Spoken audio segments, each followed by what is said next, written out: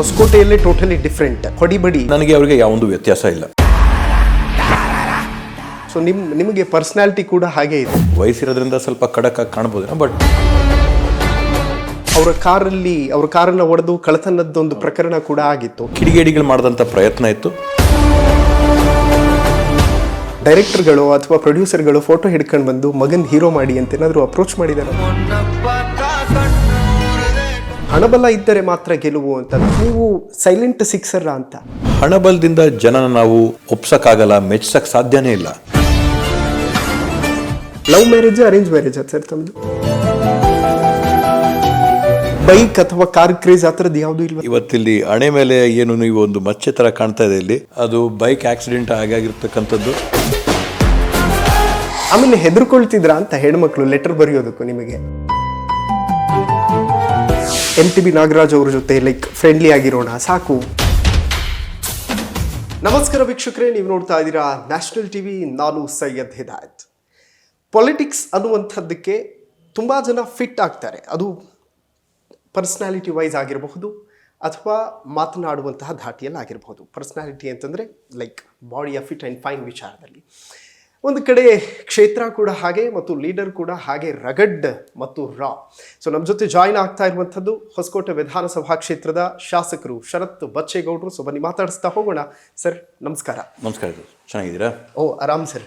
Sir actually politician ಆಗಬೇಕು ಅಂತ ಇರೋರಿಗೆ ಆ ರಗಡ್ ಮತ್ತು ರಾ ಲುಕ್ ತುಂಬ ಕಡಿಮೆ ಜನರಲ್ಲಿ ಕಾಣಸಿಗುತ್ತೆ. ಸೊ ನಿಮಗೆ ಪರ್ಸ್ನಾಲಿಟಿ ಕೂಡ ಹಾಗೆ ಇದೆ.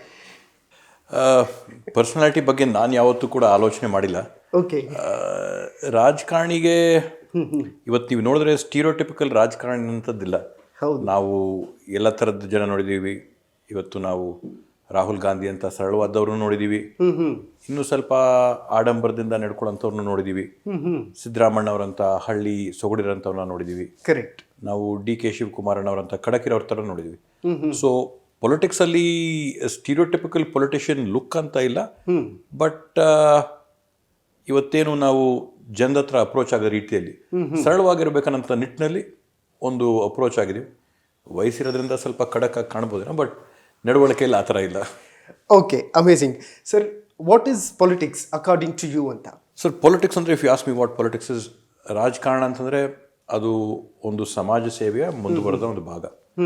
ಇವತ್ತು ನಾವು ಜನಕ್ಕೆ ಅನುಕೂಲಗಳು ಮಾಡ್ಕೊಡೋದಕ್ಕೋಸ್ಕರ, ಜನದ ಕೆಲಸ ಮಾಡ್ಕೊಳ್ಳೋದಕ್ಕೋಸ್ಕರ ನಮಗೆ ಇರ್ತಕ್ಕಂಥ ಅತ್ಯಂತ ಒಂದು ಪವರ್ಫುಲ್ ಟೂಲ್ ಅಂದರೆ ಲೆಜಿಸ್ಲೇಷನ್. ಹೌದು. ಅಂದರೆ ಶಾಸನಗಳನ್ನ ರಚನೆ ಮಾಡೋದ್ರ ಮೂಲಕ ನಾವು ಜನಕ್ಕೆ ಒಂದು ಸಾಮಾಜಿಕ ನ್ಯಾಯ ಆಗಿರ್ಬೋದು, ಅವರ ಬದುಕುಗಳನ್ನ ಇನ್ನು ಹಸನಾಗಿ ಮಾಡ್ಕೊಳ್ಳೋದಕ್ಕಾಗಿರ್ಬೋದು ಒಂದೊಳ್ಳೆ ಅವಕಾಶ ಇರತಕ್ಕಂಥದ್ದು ರಾಜಕಾರಣ ಮತ್ತು ಶಾಸನಗಳ ರಚನೆದ ಮುಖಾಂತರವಾಗಿ. ಅದು ರಾಜಕಾರಣ ಅಂತಂದರೆ. So politics is to improve the quality of life. ಜನರ ಸಾಮಾನ್ಯ ಜೀವನನ, ಬದುಕಿನ ದೈನಂದಿನ ನಿತ್ಯಗಳ ಬದುಕಿನ ನಾವು ಇಂಪ್ರೂವ್ ಮಾಡ್ಕೊಳ್ಳೋದಕ್ಕೋಸ್ಕರ ನಾವು ರಾಜಕಾರಣ ಮಾಡೋಂಥದ್ದು ಅಂತ ನನ್ನ ಅಭಿಪ್ರಾಯ. ಓಕೆ ಸರ್, ಇನ್ಫ್ಯಾಕ್ಟ್ ದೊಡ್ಡ ದೊಡ್ಡ ಲೀಡರ್ಸ್ಗಳು ತಮ್ಮ ಮಕ್ಕಳನ್ನ ರಾಜಕೀಯಕ್ಕೆ ತರುವಂಥ ನಿಟ್ಟಿನಲ್ಲಿ ಸ್ಟಾರ್ಟಿಂಗಲ್ಲೇ ಪ್ರಯತ್ನಗಳು ಗೊತ್ತಾಗ್ಬಿಡುತ್ತೆ. ಬಟ್ ಎಲ್ಲೂ ಕೂಡ ಸ್ಟಾರ್ಟಿಂಗ್ ಸ್ಟೇಜಲ್ಲಿ ನಿಮ್ಮನ್ನು ಪಾಲಿಟಿಕ್ಸಿಗೆ ತರಬೇಕು ಅಥವಾ ನೀವು ಪಾಲಿಟಿಕ್ಸಿಗೆ ಬರಬೇಕು ಅನ್ನುವಂಥ ಒಂದು ಸಣ್ಣ ಹಿಂಟ್ ಕೂಡ ಇರಲಿಲ್ಲ ಸ್ಟಾರ್ಟಿಂಗಲ್ಲಿ? ಇಲ್ಲ, ಈಗ ತಾವು ಹೇಳ್ದಂಗೆ ನಾನು ಮೂಲತಃ ಇಂಜಿನಿಯರಿಂಗ್ ಮಾಡಿದ ನಂತರ ವಿದೇಶಗಳಲ್ಲಿ ವಿದ್ಯಾಭ್ಯಾಸನ ಮುಂದುವರಿಸಿ ಸುಮಾರು ಒಂದು 6-7 ವರ್ಷ ಹೊರ ರಾಷ್ಟ್ರಗಳಲ್ಲಿ ಉದ್ಯೋಗ ಕೂಡ ಮಾಡಿಕೊಂಡು 2012ರಲ್ಲಿ ನಾನು ವಾಪಸ್ ಭಾರತಕ್ಕೆ ಬಂದಂಥದ್ದು. ಬಂದ ನಂತರ ಕೂಡ ತಾವು ಹೇಳ್ದಂಗೆ ನೇರವಾಗಿ ರಾಜಕಾರಣಕ್ಕೆ ನಾನೇನು ಪ್ರವೇಶ ಮಾಡಲಿಲ್ಲ. ಸ್ವಲ್ಪ ಆಂಟ್ರಪ್ರನರ್ ಆಗಿ ನಾನು ಸ್ವಲ್ಪ ಕಂಪನಿಗಳನ್ನ ಒಂದಷ್ಟು ಎಸ್ಟಾಬ್ಲಿಷ್ಮೆಂಟ್ಗಳನ್ನ ನಾನು ಶುರು ಮಾಡಿಕೊಂಡು ಸುಮಾರು ಒಂದು 2015-16ರಂಗೆ ನಮ್ಮ ಭಾಗದಲ್ಲಿದ್ದಂಥ ಜನರ ಸಮಸ್ಯೆನ ನೋಡಿ ಇವತ್ತು ಏನೋ ಜನಕ್ಕೆ ಕುಡಿಯೋ ನೀರಿನ ಒಂದು ತೊಂದರೆ ಏನಾಗ್ತಾ ಇತ್ತು. 1200-300-400 ಅಡಿಯಲ್ಲಿ ಕೊಳವೆ ಬಾವಿಗಳ ಮುಖಾಂತರವಾಗಿ ನೀರು ಕುಡಿತಾ ಇದ್ದನ್ನ ಅದಕ್ಕೊಂದು ಪರಿಹಾರ ಕೊಡಬೇಕು ಅನ್ನೋ ನಿಟ್ಟಿನಲ್ಲಿ NGOಗಳ ಜೊತೆ ಟೈಅಪ್ ಮಾಡಿಕೊಂಡು ಪ್ರತಿಯೊಂದು ಗ್ರಾಮದಲ್ಲಿ ಕೂಡ ಒಂದು ಶುದ್ಧ ಕುಡಿಯೋ ನೀರಿನ ಘಟಕನ ನಾವು ಪ್ರಾರಂಭ ಮಾಡಿದ್ವಿ. ಆ ಒಂದು ನಿಟ್ಟಿನಲ್ಲಿ ಹೊರಟಾಗ ಜನಕ್ಕೆ ನಾವು ಯಾವೊಂದು ಉದ್ದೇಶ ಇಟ್ಕೊಂಡು ರಾಜಕಾರಣಿ ಆಗ್ಬೇಕನ್ನೋ ಉದ್ದೇಶ ಇಟ್ಕೊಂಡು ಹೋದಂಥದ್ದೆಲ್ಲ, ಜನಕ್ಕೆ ಏನಾದರೂ ಒಂದು ನಮ್ಮ ಕಡೆಯಿಂದ ಒಂದು ಸಹಾಯ, ಒಂದು ಪರಿಹಾರ ಏನಾದರೂ ಮಾಡ್ಬೇಕಂತ ಹೋದಂಥ ಸಂದರ್ಭದಲ್ಲಿ ಸಹಜವಾಗಿ ನ್ಯಾಚುರಲ್ ಆಗಿ ನಾವು ತಂದೆಯವರ ಒಂದು ಹಾಕಿದಂಥ ಪಾಯ ಏನಿತ್ತು ಆ ಪಾಯದಿಂದ ಜನರ ಒಂದು ಸಂಪರ್ಕ ಆಗಿ ರಾಜಕಾರಣಕ್ಕೆ ಪ್ರವೇಶ ಆಗಿದ್ದು ಬಿಟ್ರೆ, ತಾವು ಹೇಳ್ದಂಗೆ ಇದಕ್ಕೋಸ್ಕರನೇ ಹೋಗ್ಬೇಕು ಮಾಡಬೇಕು ಅನ್ನೋ ನಿಟ್ಟಿನಲ್ಲ. ಜನರ ಸಮಸ್ಯೆಗಳನ್ನ ಜನರ ಕೆಲಸಗಳನ್ನ ಮಾಡ್ತಾ ಮಾಡ್ತಾ ಸಹಜವಾಗಿ ಅವರ ಹತ್ರ ಹೋಗ್ತಾ ಇದ್ದಂಗೆ ರಾಜಕಾರಣಕ್ಕೆ ಪ್ರವೇಶ ಆದಂಥದ್ದು. ಓಕೆ ಸರ್, ಕೆಲವೊಂದು ಇನ್ಸಿಡೆಂಟ್ಗಳು ತುಂಬ ಗಾಢವಾಗಿ ಅದು ಡಿಸ್ಟರ್ಬ್ ಮಾಡುತ್ತೆ. ಲೈಕ್ ಎಸ್, ಪೊಲಿಟಿಕ್ಸಿಗೆ ಬರೋದಕ್ಕೆ ಎಲ್ಲೊಂದು ಕಡೆ ಇದೊಂದು ರೀಸನ್ ಆಯಿತು ಅಂತ ಒಬ್ಬೊಬ್ರದ್ದು ಒಂದೊಂದು ಸ್ಟೋರಿ ಇದ್ದೇ ಇರುತ್ತೆ. ನಿಮ್ಮ ವಿಚಾರದಲ್ಲಿ ಹೇಗೆ ಅಂತ? ಸರಿ, ನಾನು ತಮ್ಗೆ ಹೇಳ್ದಂಗೆ ಪ್ರಾರಂಭ ಮಾಡಿದ್ದು ನಾವು ಗ್ರಾಮಗಳಲ್ಲಿ ಎಲ್ಲರಿಗೂ ಕೂಡ ಸುಮಾರು 300 ಹಳ್ಳಿ ನಮ್ಮಲ್ಲಿ ಏನಿದೆ, 300 ಹಳ್ಳಿಯಲ್ಲಿ ಕೂಡ ಪ್ರತಿಯೊಂದು ಹಳ್ಳಿಯಲ್ಲಿ ಇರ್ತಕ್ಕಂಥವ್ರಿಗೆ ಶುದ್ಧ ಕುಡಿಯೋ ನೀರನ್ನ ನಾವು ಕೊಡಬೇಕು ಅನ್ನೋಂಥದ್ದು. ಇವತ್ತು ನಾವು ಚುನಾವಣೆಗಳಿಗೆ ಹೋದಂಥ ಸಂದರ್ಭದಲ್ಲಿ ನಾವು ನೋಡ್ತಾ ಇದ್ವಿ, ಮನೆಗಳಲ್ಲಿ ಫ್ಲೋರೈಡ್ ಅಂಶ ಇರೋಂಥ ನೀರು, TDS ಇರೋಂಥ ನೀರು, ಇವೆಲ್ಲ ಕುಡಿದು ಆರೋಗ್ಯಕ್ಕೆ ಒಂದು ತೊಂದರೆ ಆಗ್ತಾ ಇರತಕ್ಕಂಥದ್ದು. ಸಣ್ಣ ಪುಟ್ಟ ಮಕ್ಕಳು ಕೂಡ, ಬೆಳೆಯಂಥ ಮಕ್ಕಳು ಕೂಡ ಇದನ್ನೇನು ಬಳಸ್ತಾ ಇದ್ದಾರೆ, ಅದನ್ನೊಂದು ಸರಿ ಮಾಡ್ಬೇಕನ್ನೋ ಉದ್ದೇಶದಲ್ಲಿ ಪ್ರಾರಂಭ ಮಾಡಿದ್ದು. ಆ ಒಂದು ನಿಟ್ಟಿನಲ್ಲಿ ಶುರು ಆದಂಥದ್ದು ಒಂದೊಂದಾಗಿ ನೀರಿನಿಂದ ಒಂದು ಶಾಲೆಗೆ ಒಂದು ಸೀಟ್ ಆಗಿರ್ಬೋದು, ಅದಾದ ನಂತರ ಯಾರಿಗಾದ್ರೂ ಆಸ್ಪತ್ರೆಗೆ ಅಡ್ಮಿಷನ್ ಮಾಡೋಂಥದ್ದಾಗಿರ್ಬೋದು, ನಮ್ಗಿರ್ತಕ್ಕಂಥ ಒಂದು ಸಂಪರ್ಕಗಳಲ್ಲಿ ನಮ್ಮಲ್ಲಿ ವಿಶ್ವಾಸ ಇರತಕ್ಕಂಥ ಜನರಲ್ಲಿ ಮಾತಾಡಿ ಅವ್ರಿಗೆ ಕೆಲಸ ಮಾಡ್ಕೊಡ್ತಾ ಸಹಜವಾಗಿ ರಾಜಕಾರಣಕ್ಕೆ ಬಂದಂಥದ್ದು. ಸೇವೆಯ ಮುಖಾಂತರವಾಗಿ ರಾಜಕಾರಣಕ್ಕೆ ಬಂದಿದ್ದು ನಾನು ಹೇಳ್ತೀನಿ. ಓಕೆ, ಇನ್ಫ್ಯಾಕ್ಟ್ ನಿಮಗೆ ಗಾಡ್ ಫಾದರ್ ಪೊಲಿಟಿಕ್ಸಲ್ಲಿ ಯಡಿಯೂರಪ್ಪ ಅವರು ಅಂತ ನಾನಂತೂ ಕನ್ಸಿಡರ್ ಮಾಡಿದ್ದೀನಿ. ನೀವು ಹೇಗೆ ತಗೊಳ್ತೀರೋ ಗೊತ್ತಿಲ್ಲ ನನಗೆ. ರಾಜಕಾರಣದಲ್ಲಿ ಕಲಿಯಂಥದ್ದು ಸಾಕಷ್ಟು ಇರ್ತದೆ, ಪ್ರತಿಯೊಬ್ಬರ ಹತ್ರದಿಂದನೂ ಕಲಿಯಂಥದ್ದು ಇರ್ತದೆ. ಪ್ರತಿಯೊಂದು ಅನುಭವದಿಂದ ಕೂಡ ತಾವು ಹೇಳ್ದಂಗೆ ನಮ್ಮ ಒಂದು ರಾಜಕೀಯದ ಆಲೋಚನೆಗಳು ಅಥವಾ ಆಚಾರ ವಿಚಾರಗಳು ಪ್ರಭಾವ ಆಗಿರ್ತದೆ. So based on your experiences, your political ನಿಮ್ಮದೊಂದು ಏನು ಡೆವಲಪ್ಮೆಂಟ್ ಇರುತ್ತೆ ಅದಾಗುತ್ತೆ. ಅದರಿಂದ ನಾನು ಅಂಥವ್ರು ಇಂಥವ್ರು ಅಂತ ಹೇಳೋದಿಲ್ಲ. ವಿಶೇಷವಾಗಿ ನಾನು ಹೇಳಬೇಕಂತಂದರೆ, ನನಗೆ ರಾಜಕೀಯವಾಗಿ ನಮಗೊಂದು ಐಡಿಯಾಲಜಿ ಅಥವಾ ತತ್ವ ಸಿದ್ಧಾಂತ ನಮಗೆ ಇದೆ. ಅದು ನಮ್ಮ ತಂದೆ ಹಾಕ್ಕೊಟ್ಟಂಥವರ ಹಾದಿ, BN ಬಚ್ಚೇಗೌಡರು ಏನೋ ಹಾಕ್ಕೊಟ್ಟಂಥ ಹಾದಿ. ಆ ಒಂದು ನಿಟ್ಟಿನಲ್ಲೇ ಕೂಡ ನಾವು ಬೆಳ್ಕೊಂಡು ಹೋಗ್ತಿರೋಂಥದ್ದು. BJPಯಲ್ಲಿ ಪ್ರಾರಂಭ ಆಗಿ ಅದಾದ ನಂತರ ಪಕ್ಷೇತರನಾಗಿ ಸ್ಪರ್ಧೆ ಮಾಡಿ ಈಗ ಕಾಂಗ್ರೆಸ್ ಪಕ್ಷದ ಸಹ ಸದಸ್ಯನಾಗಿ ಈಗ ಆಸ್ ಅ ಕ್ಯಾಂಡಿಡೇಟ್ ಸ್ಪರ್ಧೆ ಮಾಡಿದ್ದೀನಿ. ಸೊ ಒಂದು 5 ವರ್ಷದಲ್ಲಿ ಸಾಕಷ್ಟು ಅನುಭವ. ವಿಧಾನಸೌಧ ಹೊರಗಡೆ, ವಿಧಾನಸೌಧದೊಳಗಡೆ ವಿರೋಧ ಪಕ್ಷದಲ್ಲಿ, ವಿಧಾನಸೌಧದೊಳಗೆ ಆಡಳಿತ ಪಕ್ಷದಲ್ಲಿ, ಇವನ್ನೆಲ್ಲವನ್ನೂ ಕೂಡ ನೋಡಿದ್ವಿ.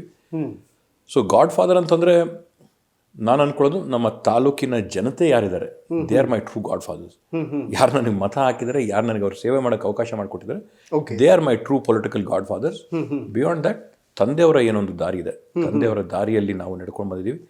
ಈಗ ನಾವು ಏನು ಕಾಂಗ್ರೆಸ್ ಪಕ್ಷದ ಒಂದು ಜಾತ್ಯತೀತವಾದಂಥ ಸಾಮಾಜಿಕ ನ್ಯಾಯದ ತತ್ವ ಸಿದ್ಧಾಂತದ ಅಡಿಯಲ್ಲಿ ಸನ್ಮಾನ್ಯ ರಾಹುಲ್ ಗಾಂಧಿಯವರಾಗಿರ್ಬೋದು, ಸೋನಿಯಾ ಗಾಂಧೀಜಿಯವರಾಗಿರ್ಬೋದು, ಸಿದ್ದರಾಮಣ್ಣವರ ಒಂದು ಜನಪರ ಕಾಳಜಿ ಆಗಿರ್ಬೋದು, DK ಶಿವಕುಮಾರಣ್ಣವರ ಒಂದು ಹೋರಾಟದ ಮನೋಭಾವ ಆಗಿರ್ಬೋದು, ಇವೆಲ್ಲವನ್ನು ಕೂಡ ಇವಾಗ ನಾವು ಮನಗೊಂಡು ಅದನ್ನ ನಾವು ಪಾಲನೆ ಮಾಡ್ತಾ ಇದೀವಿ. ಓಕೆ, ಫಸ್ಟ್ ಟೈಮ್ ಪುಷ್ ಕೊಟ್ಟಿದ್ಯಾರು ಸರ್? ಎಸ್, ಈ ಹುಡುಗನಲ್ಲಿ ಚಾರ್ಮ್ ಇದೆ, ಬೆಳಿಬೇಕು ಅಂತ ಹೇಳಿ. ಸರ್, ಬಹುಶಃ ನಾನು ಅನ್ಕೊಳ್ಳೋದು ತಾಲೂಕಿನ ಮತದಾರನೇ. ಯಾಕಂದ್ರೆ ನೀವು ಹೇಳ್ದಂಗೆ ಒತ್ತಡ ಮಾಡಿ ಹೊರಗಡೆಯಿಂದ ಯಾರೋ ತಂದು ಪ್ಯಾರಾಶೂಟ್ ಕ್ಯಾಂಡಿಡೇಟ್ ಅಲ್ಲ, ತಂದಲ್ಲಿ ಯಾರ ಮೇಲೆ ಕೂಡ ಒತ್ತಡ ಮಾಡೋದಂಥದ್ದಲ್ಲ. ಜನ ಆಶೀರ್ವಾದ ಮಾಡಿ, ಜನ ಆಸೆ ಪಟ್ಟು, ಕ್ಷೇತ್ರದ ಜನರ ಒಂದು ಅಭಿಲಾಷೆ ಅಭಿಪ್ರಾಯದಂತೆ ರಾಜಕೀಯಕ್ಕೆ ಪ್ರವೇಶ ಆಗಿದ್ಬಿಟ್ರೆ, ಇವತ್ತು ಬೇರೆ ಯಾರಾದರೂ ತಂದು ಇಂಪೋಸ್ ಮಾಡಿದಂಥದ್ದಲ್ಲ. ಜನ ಯಾವಾಗ ಬಟ್ ಸೂಕ್ತ ವೇದಿಕೆ ಕೊಡಬೇಕಲ್ಲ ಸರ್? ಸೂಕ್ತ ವೇದಿಕೆಗಳಿಗೆ ನಾನಾ ರೀತಿಯಾದಂಥ ಕಾರ್ಯಕ್ರಮಗಳು ನಾವು ರೂಪಿಸ್ಕೊಂಡಿದ್ವಿ, ಸಣ್ಣ ಪುಟ್ಟ ಕಾರ್ಯಕ್ರಮಗಳು ಅಲ್ಲಿ ಇದೆಯಲ್ಲ. ಆದರೆ ಅದರಲ್ಲಿ ಪ್ರಮುಖವಾಗಿ ನಾನು ಹೇಳ್ದಂಗೆ ಜನಸೇವೆನೇ ಇವತ್ತು ನಮ್ಮನ್ನು ಕಾಪಾಡಿರ್ತಕ್ಕಂಥದ್ದು. 24 ಗಂಟೆ ಅವ್ರ ಮಧ್ಯೆ ಇದ್ದು ಅವ್ರ ಸಮಸ್ಯೆಗಳನ್ನ ಆಲಿಸಿ ತಾಳ್ಮೆಯಿಂದ ಮಾತಾಡಿ ಬಂದವ್ರಿಗೆ ಗೌರವ ಕೊಟ್ಟು ನಡ್ಕೊಂಡಿರ್ತಕ್ಕಂಥದ್ದು, ಅದೇ ಇವತ್ತು ನಾನು ಶ್ರೀರಕ್ಷೆ ಅಂತ ನಾನು ಭಾವಿಸ್ತೀನಿ. ಸರ್, ಏಳು ಬೀಳುಗಳನ್ನು ನೋಡೋದು ಸಹಜ. 224 ಕಾನ್ಸ್ಟಿಟ್ಯೂನ್ಸಿಯಲ್ಲಿ ಒಂದು ಪೊಲಿಟಿಕಲ್ ಸ್ಟ್ರಾಟಜಿ ನಡೀತಾ ಇದ್ರೆ, ಹೊಸಕೋಟೆಯಲ್ಲೇ ಟೋಟಲಿ ಡಿಫ್ರೆಂಟ್ ಹೊಡಿಬಡಿ. ಯಾಕೆಂದರೆ ಒಂಚೂರು ಎಮೋಷ್ನಲಿ ಅಟ್ಯಾಚ್ಡ್ ಜನ ಅಲ್ಲಿ, ತುಂಬ ಡಿಫ್ರೆಂಟ್ ಆಗಿರುವಂಥ ಕ್ಷೇತ್ರ. ಲೈಕ್ ಹೇಗೆ ಅಲ್ಲಿ ಆ ಛಾಪನ್ನು ಮೂಡಿಸಿದ ಹೇಗೆ? ಇಲ್ಲ, ತಾವು ಹೇಳ್ದಂಗೆ ಕರ್ನಾಟಕ ರಾಜ್ಯದಲ್ಲಿ ನೋಡಿದ್ರೆ ಕೆಲವೊಂದು ಕ್ಷೇತ್ರ ಅಲ್ಲಿ ಇದು ಡಿವೈಸಿವ್ ಪಾಲಿಟಿಕ್ಸ್ ಇದೆ. ನೀವು ಶ್ರೀನಿವಾಸಪುರದಲ್ಲಿ ನೋಡ್ಬೋದು, ಹೌದು, ಚಿಂತಾಮಣಿಯಲ್ಲಿ ನೋಡ್ಬೋದು. ಅದೇ ಥರದಲ್ಲಿ ಹೊಸಕೋಟೆಯಲ್ಲಿ ತಾವು ನೋಡಿದ್ರೆ ಹಿಂದೆ ಯಾವ ಥರ ಬೆಳೆದು ಬಂದಿದೆ ಅಂದರೆ, ಕುಟುಂಬಗಳಲ್ಲೇ ಯಾವ ಪಾರ್ಟಿಯಲ್ಲಿ ಗುರುತಿಸ್ಕೋತಾರೋ ಅವರ ಮದುವೆಗಳಿಗೂ ಕೂಡ ಆಪೋಸಿಟ್ ಪಾರ್ಟಿಯವ್ರನ್ನ ಕರೆಯಲ್ಲ. ಆ ರೀತಿಯಾದಂಥ ಒಂದು ಗೆರೆ ಹಾಕದಂಥ ರಾಜಕಾರಣ, ಖಡಕ್ ಆದಂಥ ರಾಜಕಾರಣ ನಡ್ಕೊಂಡು ಬಂದಿರತಕ್ಕಂಥ ಒಂದು ಕ್ಷೇತ್ರದ ಇತಿಹಾಸ ಹೊಸಕೋಟೆಗಿರ್ತಕ್ಕಂಥದ್ದು. ಅದರಿಂದ ತಾವು ಹೇಳ್ದಂಗೆ ವಿಭಿನ್ನವಾಗಿ 223 ತಾಲೂಕು ಅಂತಾರೆ, ಆದರೆ 224ನೇದು ಹೊಸಕೋಟೆನೇ ವಿಭಿನ್ನವಾಗಿದೆ. ಆ ಒಂದು ಏನು ರಾಜಕಾರಣ ಇದೆ, ಡಿವೈಸಿವ್ ಪಾಲಿಟಿಕ್ಸ್ ಏನಿದೆ, ಅದೊಂದು ಹಿಂದೆಯಿಂದ ಬೆಳ್ಕೊಂಡು ಬಂದಂಥದ್ದು. ಇವಾಗ ನಾನು ಸಾಧ್ಯವಾದಷ್ಟು ಆ ಡಿವೈಸಿವ್ ಪಾಲಿಟಿಕ್ಸ್ನ ಬಿಟ್ಟು ಟ್ರೈಂಗ್ ಟು ಅಪ್ರೋಚ್ ಎವ್ರಿಬಡಿ. ಎಲ್ಲರಿಗೂ ಕೂಡ ಯಾವ ರೀತಿಯಲ್ಲಿ ನಾವು ಒಂದು ಅನುಕೂಲ ಮಾಡಿಕೊಡ್ಬೇಕೋ ಆ ಒಂದು ನಿಟ್ಟಿನಲ್ಲಿ ಮುಂದುವರಿತಾ ಇರ್ತಕ್ಕಂಥದ್ದು. ಓಕೆ ಸರ್, ಎಲ್ಲೋ ಒಂದು ಕಡೆ ನಾನು ರೀಸೆಂಟ್ಲಿ ಜಗದೀಶ್ ಶೆಟ್ಟರ್ ಅವ್ರಿಗೂ ಕೂಡ ಹೇಳ್ತಾ ಇದ್ದೆ, ಪಕ್ಷವನ್ನ ಬ್ರ್ಯಾಂಡ್ ಮಾಡ್ತಾರೆ ಕೆಲವರು ತಾವೇ ಬ್ರ್ಯಾಂಡ್ ಆಗೋದಿಲ್ಲ, ಹಾಗಾಗಿ ಎಲ್ಲೋ ಒಂದು ಕಡೆ ಸೋಲಾಗುತ್ತೆ ಅಂತ. ಬಟ್ ನೀವೇ ಬ್ರ್ಯಾಂಡ್ ಆಗಿ ಬೆಳೆದು ಆಚೆ ಬಂದದ್ದು, ಲೈಕ್ ಪಕ್ಷೇತರರಾಗಿ ಸ್ಪರ್ಧೆ ಮಾಡಿದ್ರಿ, ಗೆದ್ರಿ, ನೀವೇನು ಅನ್ನುವಂಥದ್ದನ್ನು ಪ್ರೂವ್ ಮಾಡಿದ್ರಿ, ಆಮೇಲೆ ಕಾಂಗ್ರೆಸ್ ಅವರು ವೆಲ್ಕಮ್ ಮಾಡಿಕೊಂಡ್ರು, that is secondary. How do you build yourself ಅಂತ ನಾನು ಹೇಳ್ತಕ್ಕಂಥದ್ದು, ಇದು ಪರಿಶ್ರಮಕ್ಕೆ ಬೇರೆ ಯಾವುದು ನಿಮಗೆ ಪರ್ಯಾಯವಾಗಿ ಬೇರೆ ಯಾವುದೂ ಇಲ್ಲ. Hard work has no alternative. ನೀವು ಎಷ್ಟು ಕೆಲಸ ಮಾಡ್ತೀರಾ, ಎಷ್ಟು ಪರಿಶ್ರಮ ಪಡ್ತೀರಾ, ಎಷ್ಟು ಜನರ ಮಧ್ಯೆ ಇರ್ತೀರಾ, ಅದೇ ನಿಮ್ಮ ಬ್ರ್ಯಾಂಡು, ಅದೇ ನಿಮ್ಮನ್ನು ಕಾಪಾಡುವಂಥದ್ದು. ಇವತ್ತು ನೀವು ಹೇಳ್ದಂಗೆ ಸುಮಾರು ಜನ ರಾಜಕಾರಣ ಮಾಡಬೇಕಾದಾಗ ಪಕ್ಷದ ಒಂದು ಸಹಾಯ ಅಥವಾ ಪಕ್ಷದ ಒಂದು ಬ್ರ್ಯಾಂಡಲ್ಲಿ ಆಯ್ಕೆ ಆಗಿ ಬರೋಂಥದ್ದು ಇರ್ತದೆ. ಕೆಲವ್ರಿಗೆ ಒಂದು ವೈಯಕ್ತಿಕವಾದಂಥ ವರ್ಚಸ್ ಬೆಳೆಸ್ಕೋತಾರೆ. ಆದರೆ ಇವತ್ತು ನನಗೆ ವಿಶೇಷವಾಗಿ ಇವಾಗ ಕಾಂಗ್ರೆಸ್ ಅಲ್ಲಿರೋದ್ರಿಂದ ideologically I am with the party. ಅಂದರೆ ಪಕ್ಷದ ತತ್ವ ಸಿದ್ಧಾಂತ ಏನಿದೆ ಅದನ್ನು ಕೂಡ ನಾವು ಒಪ್ಪಿದ್ದೀವಿ. ಓಕೆ, ಮತ್ತೆ ಅದರ ಅಡಿಯಲ್ಲಿ ಕೆಲಸ ಮಾಡೋಕ್ಕೂ ಕೂಡ ನಮಗೆ ಅನುಕೂಲ ಇದೆ. ಕೆಲವೊಮ್ಮೆ ಏನಾಗುತ್ತೆ, ನಿಮಗೆ ಮಾಡಕ್ಕೆ ಆಸಕ್ತಿ ಇರ್ಬೋದು, ಆದರೆ ತತ್ವ ಸಿದ್ಧಾಂತ ನಿಮಗೆ ಒಗ್ದಿದ್ದಂಥ ಸಂದರ್ಭದಲ್ಲಿ ಅಲ್ಲಿ ಮಾಡಕ್ಕೆ ಇರಿಸ್ಮುರ್ಸಾಗುತ್ತೆ, ಬೇಸರ ಆಗುತ್ತೆ. ತತ್ವ ಸಿದ್ಧಾಂತ ಒಗ್ಗಿ ನಿಮಗೂ ಕೂಡ ಮಾಡ್ಬೇಕನ್ನೋ ಆಸಕ್ತಿ ಇದ್ದಾಗ ಐ ಥಿಂಕ್ ಅದರಲ್ಲಿ ಏನು ಆಯಾಸ ಆಗೋದಿಲ್ಲ. ಬಟ್ ಪರಿಶ್ರಮಕ್ಕೆ ಬೇರೆ ಯಾವುದೂ ಕೂಡ ಆಲ್ಟರ್ನೇಟಿವ್ ಇಲ್ಲ. Hard work is the only option. Okay sir, ತಂದೆಯವರು ಬಿಜೆಪಿಯಲ್ಲಿದ್ದಾರೆ, ನೀವು ಕಾಂಗ್ರೆಸ್ ಅಲ್ಲಿದ್ದೀರಿ. ಯಾವಾಗಲೂ ಕೂಡ ಲೈಕ್ ಡಿಸ್ಕಸ್ ಮಾಡೋ ಟೈಮಲ್ಲಿ ಸಹಜವಾಗಿ ಒಂದಷ್ಟು ವಿಚಾರಗಳ ಬಗ್ಗೆ ವಾದ ವಿವಾದಗಳು ನಡೆಯುತ್ತೆ. ಮನೇಲಿ ಆ ಥರದ್ದು ಏನಾದರೂ ಚರ್ಚೆ ಆಗುತ್ತಾ ಪೊಲಿಟಿಕಲ್ಲಿ? ಇಲ್ಲ, ನನ್ನ ತಂದೆಯವ್ರದ್ದು ಕೂಡ ಒಂದು ಉದಾಹರಣೆ ಹೇಳಬೇಕಂದ್ರೆ, ಅವರು ಬಂದಂಥದ್ದು ಜನತಾ ಪಾರ್ಟಿಯ ಹಿನ್ನೆಲೆಯಲ್ಲಿ. ಹೌದು, ಅಂದರೆ Janata party, Janata Dal, JDU, JDS ಈ ರೀತಿಯಾಗಿ ಬಂದು 2008ರಲ್ಲಿ ಅವರು BJP ಪ್ರವೇಶ ಆದಂಥದ್ದು. ಆದ್ದರಿಂದ ಅವರ ಮೂಲ ತತ್ವ ಸಿದ್ಧಾಂತಗಳು they are still defined by the JP movement. ಸಾಮಾಜಿಕ ನ್ಯಾಯ ಆಗಿರ್ಬೋದು, ಮತ್ತು ಒಂದು ಸಮನ್ವಯ ಸಮಾಜ, ಒಂದು ಜಾತ್ಯತೀತವಾದಂಥ ಹಿನ್ನೆಲೆ, ಇವೆಲ್ಲ ಅವ್ರೇನು ಬಂದಿದ್ದಾರೆ ಅದರಲ್ಲಿ ನನಗೆ ಅವರಿಗೆ ಯಾವೊಂದು ವ್ಯತ್ಯಾಸ ಇಲ್ಲ. ಐಡಿಯಾಲಜಿಕಲಿ ಅವರು ಕೂಡ quite clear. He is very secular, ಜಾತ್ಯತೀತವಾಗಿದ್ದಾರೆ. ಅವರು ಸಾಮಾಜಿಕ ನ್ಯಾಯದ ಪರವಾಗಿದ್ದಾರೆ. ಆರ್ಥಿಕವಾಗಿ ಎಲ್ಲರಿಗೂ ಅನುಕೂಲ ಆಗ್ಬೇಕಂದ್ರೆ ಅದೇ ಸೈದ್ಧಾಂತಿಕವಾಗಿ ನಾವು ಯಾವುದೇ ಒಂದು ಸಂಘ ಸಂಸ್ಥೆಯಿಂದ ಬರ್ದೇ ಇರೋದ್ರಿಂದ ಸೈದ್ಧಾಂತಿಕವಾಗಿ ಅವರು ನಾವು ಒಂದೇ ಥರದಲ್ಲಿದ್ದೀವಿ. ಓಕೆ, ಯಾವತ್ತೂ ಕೂಡ ಲೈಕ್ ಆ ಥರದ ಡಿಸ್ಕಷನ್ ಏನೂ ಆಗಿಲ್ಲ ಮನೆಯಲ್ಲಿ? ಇಲ್ಲ, ಸೈದ್ಧಾಂತಿಕವಾಗಿ ನಾವು ಒಂದೇ ಥರದಲ್ಲಿದ್ದೀವಿ. Okay, amazing, we agree. Okay, well sir, ನಿಗಮ ಮಂಡಳಿದು ಚರ್ಚೆಗಳು ತುಂಬ ಜೋರಾಗಿ ನಡೀತಾ ಇದೆ. ಬಿಡಿ ಏನಾದರೂ ಕೊಡ್ಬೋದಾ ನಿಮಗೆ ಅಂತ? ಸರ್, ಬಹುಶಃ BD ಎಲ್ಲ ಇನ್ನೂ ಸೀನಿಯರ್ ಮೆಂಬರ್ಸ್ ಆಕಾಂಕ್ಷಿಗಳಿರ್ಬೋದು ಅಂತ ನಾನು ಭಾವಿಸ್ತೀನಿ. ಆದರೆ ನಾನು ಪ್ರತಿಯೊಂದು ವೇದಿಕೆಯಲ್ಲಿ ಕೂಡ ಹೇಳಿರ್ತಕ್ಕಂಥದ್ದು, ಯಾವುದೇ ಸ್ಥಾನ ಕೊಡಲಿ ಸಂಪೂರ್ಣವಾದಂಥ ಜವಾಬ್ದಾರಿಯಿಂದ ಪಕ್ಷದ ಸಂಘಟನೆಗೆ ಅನುಕೂಲ ಮಾಡೋ ನಿಟ್ಟಿನಲ್ಲಿ, ಪಕ್ಷಕ್ಕೆ ಗೌರವ ತಂದ್ಕೊಡೋಂಥ ನಿಟ್ಟಿನಲ್ಲಿ, ಸರ್ಕಾರಕ್ಕೆ ಗೌರವ ತಂದ್ಕೊಡೋ ನಿಟ್ಟಿನಲ್ಲಿ ನಾನು 24 ಗಂಟೆ ದುಡಿಯಕ್ಕೆ ನಾನು ತಯಾರಾಗಿದ್ದೀನಿ. It may be BDA, it may be whatever. ಪಕ್ಷ ಸೂಕ್ತವಾದಂಥ ಜವಾಬ್ದಾರಿ ಕೊಟ್ಟರೆ ಸಂಪೂರ್ಣವಾಗಿ ನಾನು ಅದರಲ್ಲಿ ತೊಡಗಿಸ್ಕೊಂಡು ಪಕ್ಷಕ್ಕೆ, ಸರ್ಕಾರಕ್ಕೆ ಕೀರ್ತಿ ತಂದುಕೊಟ್ಟು ಯಾವ ಇಲಾಖೆ ತಂದು ಕೊಡ್ತಾರೋ ಆ ಇಲಾಖೆಗೆ ನ್ಯಾಯ ಒದಗಿಸಂಥ ಕೆಲಸ ನಾನು ಮಾಡೋಂಥದ್ದು ನನ್ನ ಜವಾಬ್ದಾರಿ. ಐ ವಿಲ್ ಡೂ ಇಟ್ ಅನ್ನೋಂಥ ಸಂಪೂರ್ಣವಾದಂಥ ವಿಶ್ವಾಸ ನನಗಿದೆ. ಓಕೆ ಸರ್, ಇನ್ಫ್ಯಾಕ್ಟ್ ಕೆಲವೊಂದು ಸೀನಿಯರ್ ಪೊಲಿಟಿಷಿಯನ್ಸ್ ಜೊತೆ ಆಫ್ ದ ರೆಕಾರ್ಡ್ ಚರ್ಚೆ ಮಾಡೋ ಟೈಮಲ್ಲಿ ತುಂಬ ಜನ ಹೇಳ್ತಾ ಇದ್ರು, ಲೈಕ್ ಈಗ ಬಂದಿರುವಂತಹ ಹೊಸಬರಲ್ಲಿ ಕೆಲವರು ಟೋಟಲಿ ಡಿಫ್ರೆಂಟ್, ಆದರೆ Sharath Bachegowda is totally different. ಯಾಕೆಂತಂದರೆ ಆ ವೆಲ್ ಡಿಗ್ನಿಫೈಡ್ ಆಗಿರ್ಬೋದು, ಅಥವಾ ಅವ್ರು ಮಾತಾಡುವಂಥ ಶೈಲಿ ಆಗಿರ್ಬೋದು, ಮತ್ತು ಹೋಮ್ವರ್ಕ್ ಮಾಡ್ತಾರೆ ತುಂಬ ಚೆನ್ನಾಗಿ ಅಂತ ಹೇಳ್ತಾ ಇದ್ರು. ಹೋಮ್ವರ್ಕ್ ಮಾಡ್ತೀರಾ ಸರ್? ನಾನು ಹೇಳ್ದಂಗೆ without hard work, without effort ಏನೂ ಬರೋದಿಲ್ಲ. ದೇರ್ ಮೇ ಬಿ ಸಮ್ ಕೆಲವರೊಬ್ಬರು ಎಕ್ಸ್ಟ್ರಾರ್ಡಿನರಿ ಆಗಿ ಟ್ಯಾಲೆಂಟೆಡ್ ಆಗಿರೋಂಥವ್ರು ಇರ್ತಾರೆ. ಸಹಜವಾಗಿ ಅವ್ರಿಗೆ ಒಂದ್ಸರಿ ಏನಾದ್ರು ಕೊಟ್ಟರೆ ಅದನ್ನ ಗ್ರಾಸ್ ಮಾಡ್ಕೊಳ್ಳೋದಾಗಿರ್ಬೋದು, ತಿಳ್ಕೊಳ್ಳೋಂಥದ್ದಾಗಿರ್ಬೋದು. ಬಟ್ ಸ್ಟೇಟ್ಮೆಂಟ್ ಪಾಲಿಟಿಕ್ಸ್ ಅಲ್ಲ ಅನ್ನೋದು, ಲೈಕ್ ಸ್ಟೇಟ್ಮೆಂಟ್ಗಳನ್ನು ಮೀಡಿಯಾ ಮುಂದೆ ಕೊಟ್ಟು ಹೈಪ್ ಪಡ್ಕೊಳ್ಳುವಂಥದ್ದು ಆ ರಾಜಕಾರಣಿಗಳಲ್ಲಿ ನೀವು ನಿಲ್ಲಲ್ಲ ಅಂತ? ಇಲ್ಲ, ಬಟ್ ನೀವು ಹೇಳ್ದಂಗೆ ಸದನದಲ್ಲಾಗಿರ್ಬೋದು, ಯಾವುದೇ ವಿಷಯ ಚರ್ಚೆ ಮಾಡೋದಾಗಿರ್ಬೋದು, ಯಾವುದೇ ಒಂದು ಸಮಾರಂಭಕ್ಕೆ ಹೋಗೋದಾಗಿರ್ಬೋದು, ಅವಕ್ಕೆ ಹೋಗೋಕ್ಕೆ ಮುನ್ನ ಎಲ್ಲ ಅದರ ಬಗ್ಗೆ ಸಹಜವಾಗಿ ಸ್ವಲ್ಪ ಒಂದು ಹೋಮ್ವರ್ಕ್ ಮಾಡಿ ತಿಳ್ಕೊಂಡು, ಯಾಕಂದ್ರೆ ನಮ್ಮಲ್ಲಿ ಹೋದಾಗ ಯಾರೋ ಅವರು ನಮ್ಮನ್ನೇನಾದ್ರು ಒಂದು ಅಭಿಲಾಷೆ, ಒಂದು ಆಸೆ ಇಟ್ಕೊಂಡು ಅಲ್ಲಿ ಬರಕ್ಕೆ ಕರೆದಿರ್ತಾರೆ. ಅವ್ರ ವಿಷಯಗಳ ಬಗ್ಗೆ ಮಾತಾಡಲಿ ಅಂತ ಒಂದು ಆಸೆ ಇರುತ್ತೆ. ಸೊ ಈ ರೀತಿಯಲ್ಲಿ yes, I am prepared, I do my homework, I go there. Okay, ಎಲ್ಲೂ ಕೂಡ ವಿಚಲಿತರಾಗಿದ್ದಿಲ್ವಾ ಸರ್ ಈ ಕಂಪ್ಲೀಟ್ ಜರ್ನಿಯಲ್ಲಿ? ಆಗಿರುತ್ತೆ ಸರ್, ಸಹಜವಾಗಿ ಆಗೇ ಇರುತ್ತೆ. ಯಾವ ಇನ್ಸಿಡೆಂಟ್ ಹೇಗೆ ಅಂತ?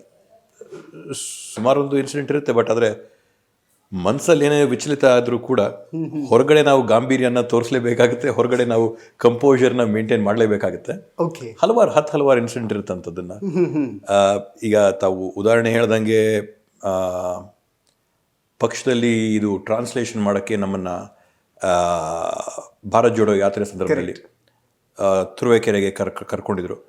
ಅಲ್ಲಿ ಮೊದಲನೇ ಬಾರಿ ವೇದಿಕೆ ಮೇಲೆ ನಿಂತ್ಕೊಂಡು 16,000 ಜನಕ್ಕೆ ಒಂದು ಭಾಷಾಂತರ ಮಾಡೋಂಥದ್ದೇನಿತ್ತು. ಅಟ್ ದಟ್ ಟೈಮ್ ನಿಮಗೆ ಸಹಜವಾಗಿ ಒಂದು ವಿಚಲಿತರಾಗ್ತೀವಿ. ಅವ್ರು ಹೇಳಿದ್ದನ್ನ ಟ್ರಾನ್ಸ್ಲೇಟ್ ಮಾಡ್ಬೋದು ಅನ್ನೋ ಭಯ ಇರುತ್ತೆ. ಬೇರೆ ವಿಡಿಯೋಗಳಲ್ಲಿ ಟ್ರೋಲ್ ಆಗಿರೋಂಥದ್ದು ನೋಡಿರ್ತೀವಿ, ನಮಗೂ ಈ ಥರ ಆಗ್ಬೋದು ಅನ್ನೋ ಭಯ ಇರುತ್ತೆ. ಬಟ್ ಅಂಥದ್ದೆಲ್ಲ ಸಂದರ್ಭ you overcome it with experience and a bit of knowledge. Okay. ಯಾವತ್ತಾದ್ರೂ ಮಿರರ್ ಮುಂದೆ ನಿಂತ್ಕೊಂಡು ಭಾಷಣಗಳನ್ನು ಪ್ರಾಕ್ಟೀಸ್ ಮಾಡಿದ್ದು? ಇಲ್ಲ, ಅದರ ಉದಾಹರಣೆ ಗ್ಯಾರಂಟಿ ಇಲ್ಲ. ಆದರೆ ಚಿಕ್ಕ ವಯಸ್ಸಿಂದಲೂ ಕೂಡ ಇದು ಸ್ಟೇಜ್ ಫಿಯರ್ ಅಂತ ಏನು ಹೇಳ್ತಾರೆ, ಆ ಸ್ಟೇಜ್ ಫಿಯರ್ ಅಂತ ಯಾವತ್ತೂ ಇದ್ದಂಥವನಲ್ಲ.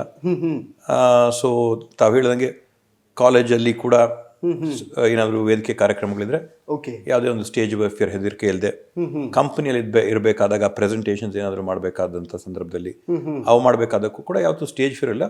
ಪ್ರಮುಖವಾದಂಥ ಕಾರಣ ತಾವು ಹೇಳ್ದಂಗೆ ಒಂದು ಪ್ರಿಪೇರ್ಡ್ ಆಗಿ ಹೋಗಿರೋಂಥ ಒಂದು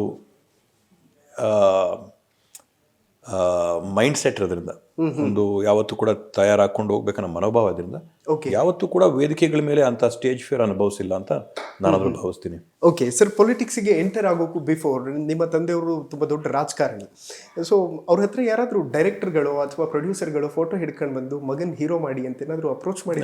ಇಲ್ಲ, ಅಷ್ಟು ಚೆನ್ನಾಗಿದ್ದರೆ ಬಹುಶಃ ಆಗ್ಬೋದೇನೋ. ಅಷ್ಟು ಚೆನ್ನಾಗಿಲ್ಲ ನಾನು.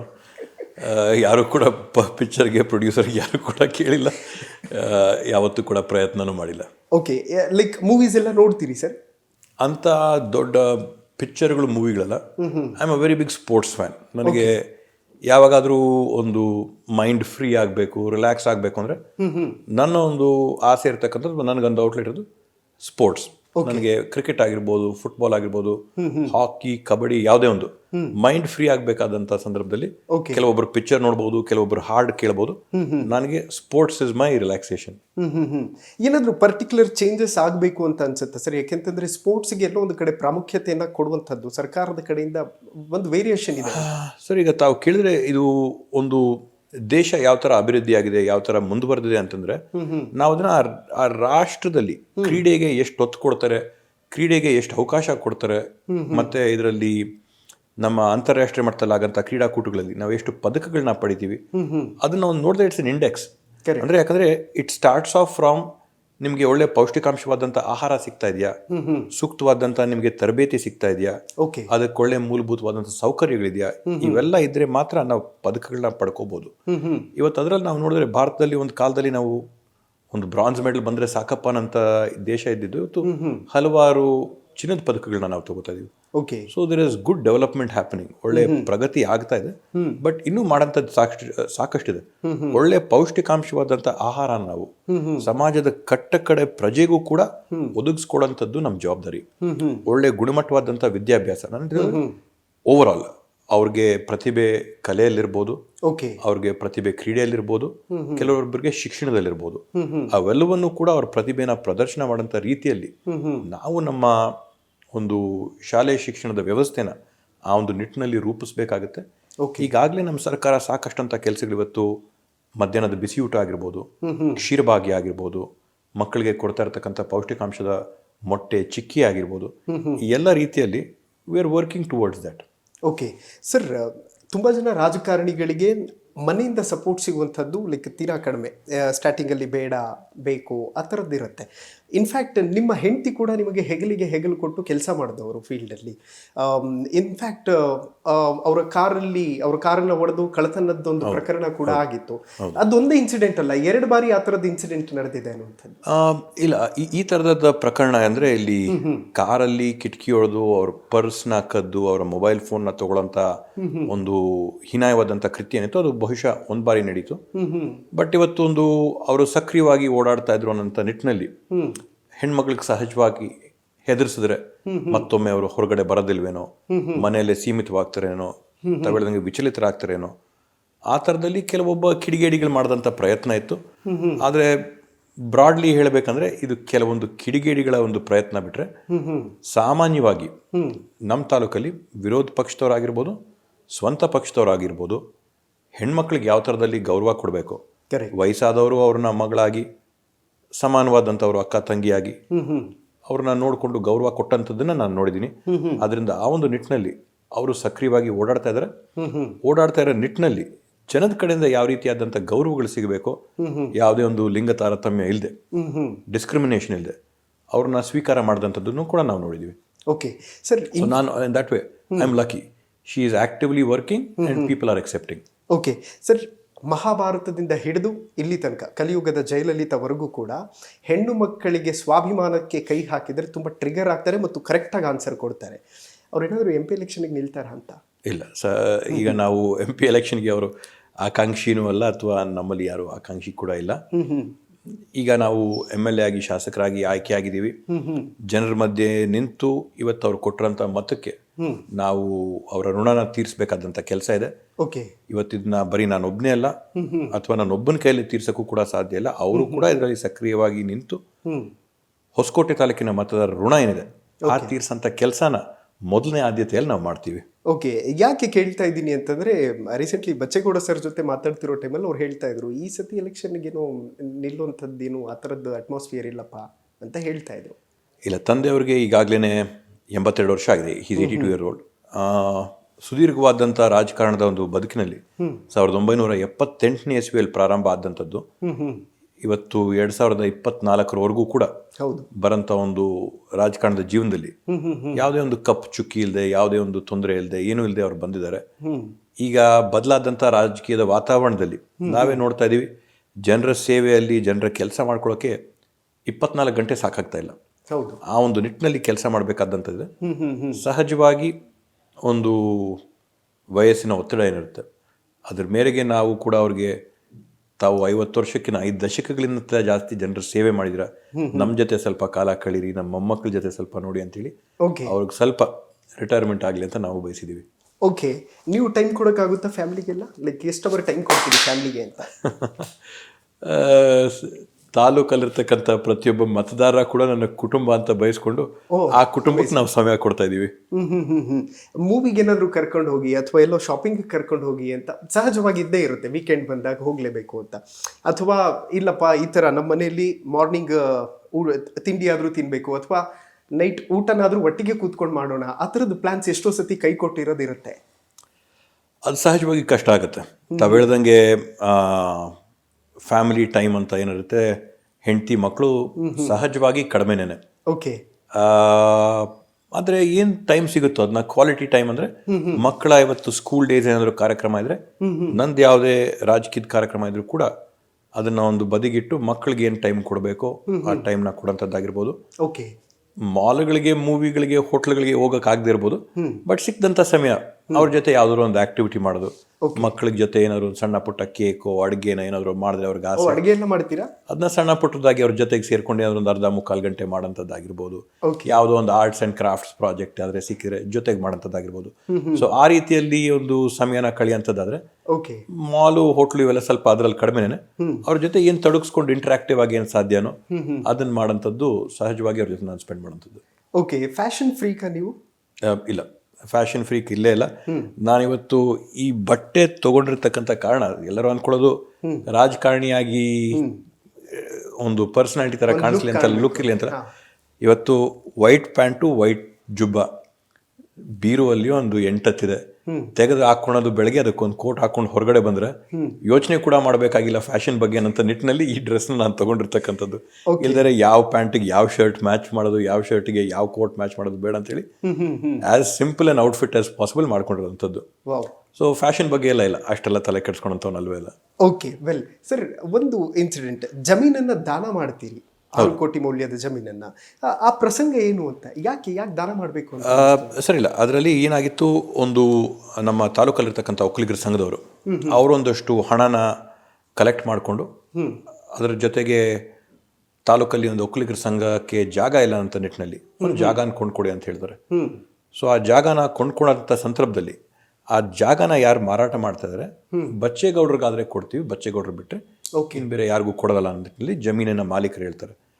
ಆಗ ಸಂಘ ಏನು ಕಾಸನ್ನ ಕಲೆಕ್ಟ್ ಮಾಡಿರುತ್ತೆ, ಆ ಕಾಸು ಜೊತೆಗೆ ಏನು ಶಾರ್ಟೇಜ್ ಬರುತ್ತೆ, ಆ ಶಾರ್ಟೇಜ್ನ ನಾವು ಆ ಕಾಲದಲ್ಲಿ ಬರೆಸಿ ತುಂಬಿಸ್ಕೊಂಡು ಅವ್ರ ಹತ್ರದಿಂದ ಪರ್ಚೇಸ್ ಮಾಡ್ಕೋತೀವಿ. ಓಕೆ. ಸೊ ದೆನ್ ಸಹಜವಾಗಿ ಅದನ್ನ ಆಫ್ಟರ್ ಅಬೌಟ್ 5 years ಟೈಮ್ ಅದರ ಪ್ರೊಸೀಜರ್ಸು ಎಲ್ಲ ಕ್ಲಿಯರೆನ್ಸಸ್ ಎಲ್ಲ ಏನು ಮಾಡಬೇಕಾಗ್ತದೋ ಎಲ್ಲ ಕ್ಲಿಯರ್ ಮಾಡಿ ಸಂಘಕ್ಕೆ ಏನು ದಾನ ನಾನು ಕೊಡಬೇಕಿತ್ತು ಅದರಲ್ಲಿ ನನ್ನ ಕೊಡುಗೆಯನ್ನು ಸೇರಿಸಿ ದಾನ ಕೊಟ್ಟಿರ್ತಕ್ಕಂಥದ್ದು.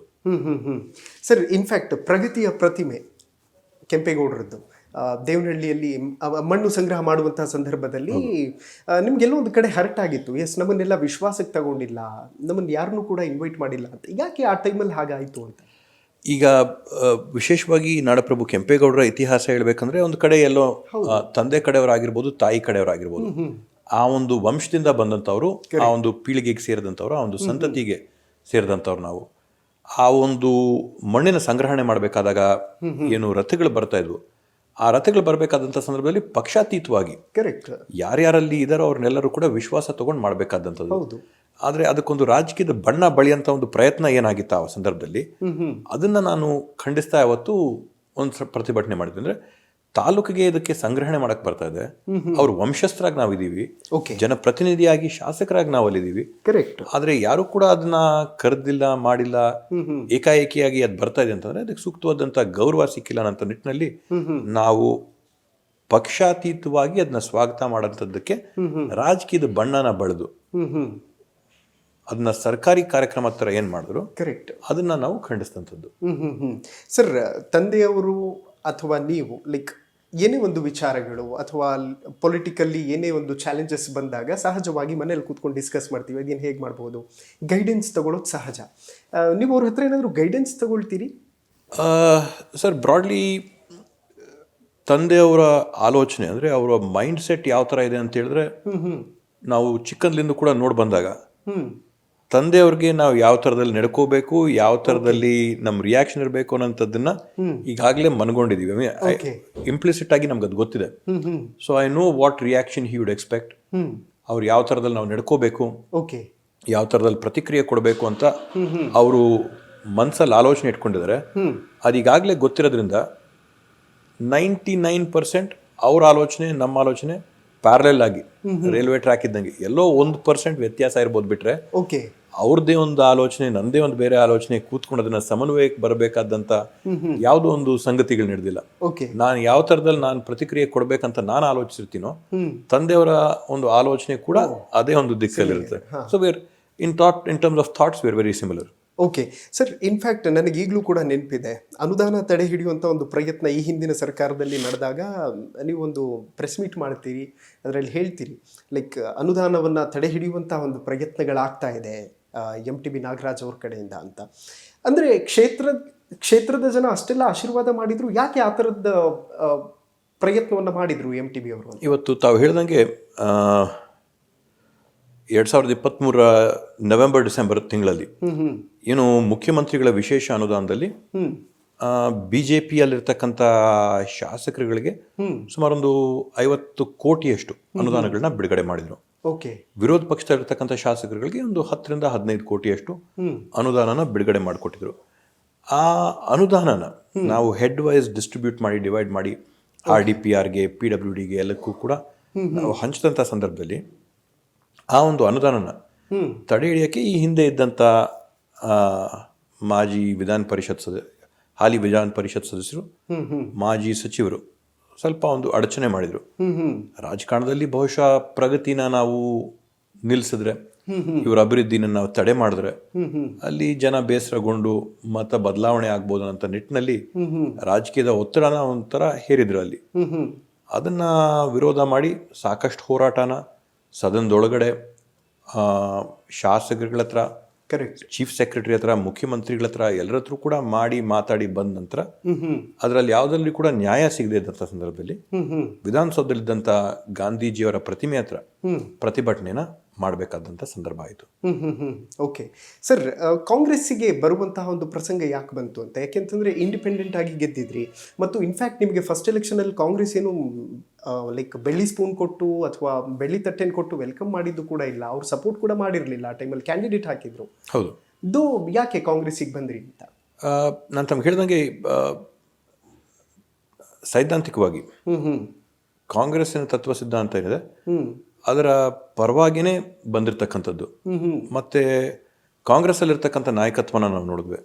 ಸಿದ್ದರಾಮಯ್ಯನವರಾಗಿರ್ಬೋದು, ಡಿ ಕೆ ಶಿವಕುಮಾರನವರಾಗಿರ್ಬೋದು, ಮಲ್ಲಿಕಾರ್ಜುನ್ ಖರ್ಗೆಜಿಯವರಾಗಿರ್ಬೋದು, ಇವರೆಲ್ಲರನ್ನು ಕೂಡ ನೋಡಿದಂಥ ಸಂದರ್ಭದಲ್ಲಿ ನಮಗೆ ಅಲ್ಲಿರ್ತಕ್ಕಂಥ ನಾಯಕತ್ವ, ಅವ್ರು ಕೊಡ್ತಾ ಇರ್ತಕ್ಕಂಥ ಯೋಜನೆಗಳು, ಕಾರ್ಯಕ್ರಮಗಳು, ಅವರ ನಡೆ ನುಡಿ, ಸಾಮಾಜಿಕ ನ್ಯಾಯದ ಪರವಾಗಿರ್ತಕ್ಕಂಥ ಒಂದು ಬದ್ಧತೆ, ಇವೆಲ್ಲವನ್ನು ಕೂಡ ನನಗೆ ಹಿಂದೆಯಿಂದಲೂ ಕೂಡ ಆಸೆನೇ ಇತ್ತು, ಮೆಚ್ಚಿದ್ದೆ.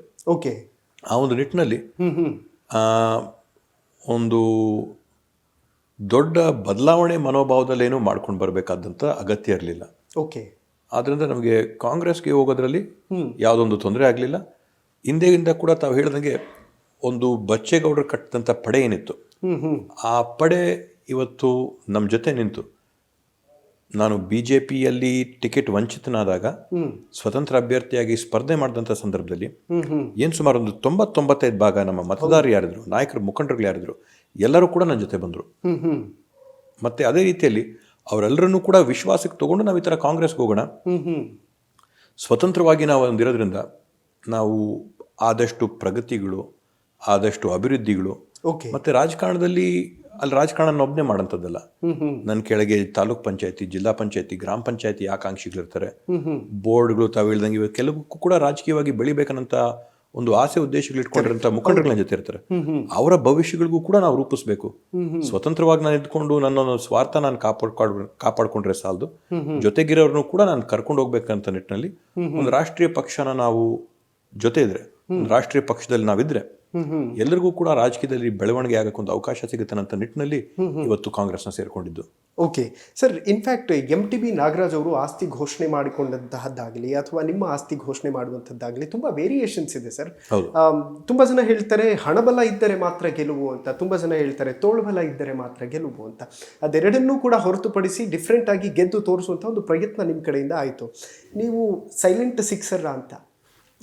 ಸರಿ, ಇಲ್ಲ, ಇದು ತಾವು ಹೇಳ್ದಂಗೆ ಹಣಬಲದಿಂದ ಚುನಾವಣೆಗಳು ಗೆಲ್ಲಕ್ಕೆ ಸಾಧ್ಯ ಆದರೆ ಅಥವಾ ಹಣಬಲದಿಂದ ಪ್ರಜಾಪ್ರಭುತ್ವ ಇದ್ದರೆ ಬಹುಶಃ ಇವತ್ತು ಈ ದೇಶನ ಅದಾನಿ, ಅಂಬಾನಿ, ಟಾಟಾ, ಬಿರ್ಲಾ ಅಥವಾ ಇನ್ಫೋಸಿಸ್ ಆಳಬೇಕಾಗಿತ್ತು.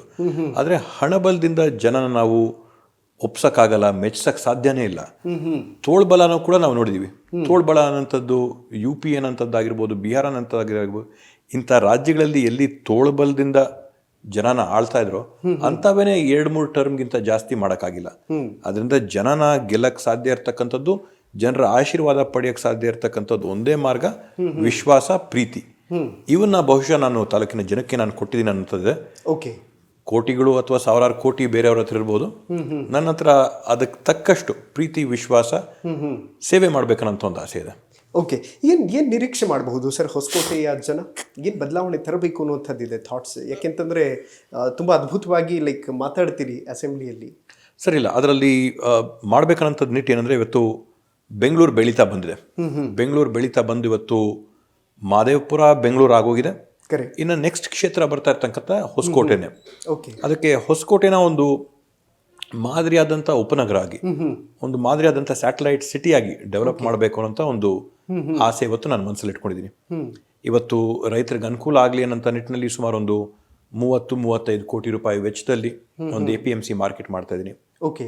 ಅಂತರ್ಜಲನ ವೃದ್ಧಿ ಮಾಡಬೇಕು ಅಂತೇಳಿ ಸುಮಾರು ಒಂದು 150 ಕೋಟಿ ರೂಪಾಯಿ ವೆಚ್ಚದಲ್ಲಿ ಒಂದು ಏತ ನೀರಾವರಿ ಯೋಜನೆನ ರೂಪಿಸ್ಕೊಂಡು ಇನ್ನೇನು ಜನವರಿ ತಿಂಗಳಲ್ಲಿ ಆ ಏತ ನೀರಾವರಿ ಯೋಜನೆಗೂ ಕೂಡ ನಾವು ಚಾಲನೆ ಕೊಡೋಕ್ಕೆ ತಯಾರಾಗಿದ್ದೀವಿ.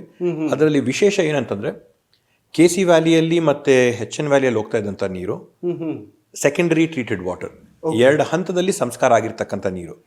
ಆದರೆ ನಮಗೆ ಹೊಸಕೋಟೆ ತಾಲೂಕಲ್ಲಿ ವೆಂಗಯ್ಯನ ಏತ ನೀರಾವರಿ ಯೋಜನೆ ಅಡಿಯಲ್ಲಿ ತುಂಬ್ತಾ ಇರ್ತಕ್ಕಂಥ ನೀರನ್ನ 3ನೇ ಹಂತದಲ್ಲಿ ಕೂಡ ಪರಿಷ್ಕರಣೆ ಮಾಡಿ, ಸೊ ಅದರಲ್ಲಿರ್ತಕ್ಕಂಥ ಒಂದು ಡಿಸ್ಕ್ ಫಿಲ್ಟರ್ ಅಂತ ಬರ್ತದೆ, ಡಿಸ್ಕ್ ಮೆಂಬ್ರೇನ್ ಫಿಲ್ಟರ್ ಅಂತ ಅಳವಡಿಸಿ ಆ ನೀರನ್ನ ಕೊಡೋದ್ರಿಂದ RO ಟ್ರೀಟ್ಮೆಂಟ್ ಒಂದು ಬಿಟ್ರೆ ನೀವು ಅದನ್ನು ಆಲ್ಮೋಸ್ಟ್ ಕುಡಿಯಕ್ಕೆ ಯೋಗ್ಯವಾದಂಥ ನೀರನ್ನ ನಾವು ಇವತ್ತು ಕೆರೆಗೆ ತುಂಬಂಥ ಕೆಲಸ ನಾವು ಮಾಡ್ತಾ ಇದೀವಿ.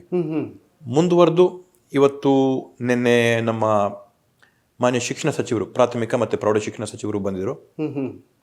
ಅವ್ರ ಕಡೆಯಿಂದ ಹೊಸಕೋಟೆ ತಾಲೂಕಿಗೆ ಮಕ್ಕಳಿಗೆ ಸರ್ಕಾರಿ ಶಾಲೆಗಳ ಸಬಲೀಕರಣ ಮಾಡಬೇಕನ್ನೋ ನಿಟ್ಟಿನಲ್ಲಿ ಅಮೇಜಿಂಗ್. 5-6 KPS ಶಾಲೆಗಳನ್ನ ನಮ್ಮ ತಾಲೂಕಿಗೆ ನಾವು ಮನವಿ ಮಾಡ್ಕೊಂಡಿದ್ದೀವಿ, ಸಿಗುತ್ತೆ. ಅದ್ರ ಜೊತೆಗೆ ಈಗಾಗಲೇ ಗಾರ್ಡನ್ ಸಿಟಿ ಯೂನಿವರ್ಸಿಟಿ ಅವ್ರ ಕಡೆಯಿಂದ ಒಂದು ಹೊಸಕೋಟೆ ನಗರದಲ್ಲಿರ್ತಕ್ಕಂಥ GKBMS ಮಿಡ್ಲ್ ಸ್ಕೂಲ್ ಶಾಲೆನ ಅವರು ದತ್ತಕ್ಕೆ ತಗೊಂಡು ಅಲ್ಲಿ ಸುಮಾರು 800 ಮಕ್ಕಳಿಗೆ ಅನುಕೂಲ ಆಗಂತ ಮೂಲಭೂತ ಸೌಕರ್ಯಗಳನ್ನ ಖಾಸಗಿ ಶಾಲೆಗಳಲ್ಲಿ ಯಾವ ಥರ ಇದೆಯೋ ಆ ಥರ ಮಾಡ್ಕೊಡ್ತೀವಿ ಅಂತ ಒಂದು ಆಶ್ವಾಸನೆಯನ್ನು ಅವ್ರು ಕೊಟ್ಟಿದ್ದಾರೆ. ದೇವನಗುಂದಿಯಲ್ಲಿ ದೇವಲಾಪುರದಲ್ಲಿ ಇರ್ತಕ್ಕಂಥ ಶಾಲೆನ IOCL ಅಲ್ಲಿ ಇರ್ತಕ್ಕಂಥ ಕಂಪನಿಗಳ CSR ಅಡಿಯಲ್ಲಿ ಅದನ್ನ ಒಂದು ಮಾದರಿಯಾದಂಥ ಶಾಲೆ ಮಾಡೋಕ್ಕೆ ಅದನ್ನ ಮಾಡ್ತಾ ಇದೀವಿ. ಡಿಗ್ರಿ ಕಾಲೇಜ್ಗೆ ಈಗಾಗಲೇ ಸುಮಾರು ಒಂದು 5 ಕೋಟಿ ರೂಪಾಯಿನ ಅಭಿವೃದ್ಧಿ ಕಾಮಗಾರಿಗಳು ಹಾಕೊಂಡಿದೀವಿ.